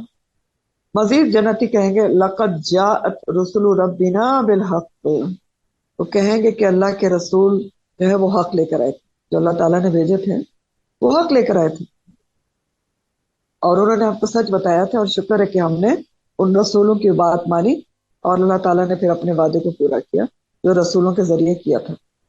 تو یہاں پر بھی ایک اور بات ہمارے لیے سوچنے کی ہے کہ جنت میں جانے کا راستہ، ہدایت کا راستہ تو اللہ کا بتایا ہوا ہے، اور طریقہ کس کا ہوگا؟ رسول کا ہے۔ وجاءت رسل ربنا بالحق ہے۔ تو الحمدللہ الذی کے حوالے سے آپ دیکھیں کچھ ایک اور دو جگہ اور بھی قرآن میں اس طرح کی بات آتی ہے۔ سورہ فاطر کی آیت نمبر 34-35 کا ترجمہ ہے، فاطر 34-35۔ جنتی کہیں گے کہ شکر ہے اللہ تعالیٰ کا، بہت شکر ہے کہ اس نے ہمیں غم اور حزن کو دور کر دیا، ہمیں غم اور حزن سے دور کر دیا، اور ہم کو اپنے فضل سے ایسے مقام میں اتارا ہے جہاں کوئی تنگی اور تشی نہیں ہے۔ سورہ الزمر آیت نمبر 74 کا ترجمہ ہے، الزمر 74۔ جنتی کہیں گے کہ اللہ کا شکر کہ اس نے اپنا وعدہ ہم سے پورا کر دیا اور ہم کو اس سرزمین کا وارث بنا دیا کہ ہم جنت میں جہاں چاہیں ٹھکانہ بنا سکتے۔ اللہم اجعلنا منہم۔ ونودو، اور وہ پکارے جائیں، ندا دیے جائیں گے۔ کون؟ جنتی۔ کیا ندا دیے جائیں گے؟ ان تلکم الجنت، یہ ہے تمہاری جنت، اورثتموہا، تم وارث بنائے گئے ہو اس کے، بما کنتم، بوجہ اس کے جو تھے تم تعملون، تم عمل کرتے۔ اللہم اجعلنا منہم۔ اب آپ دیکھیں جنتی لوگوں کو آواز دی جائے گی، ندا آئے گی کہ تم اس جنت کے وارث بنا دیے گئے، ہاں اس جنت کے بوجہ تمہارے اعمال کی۔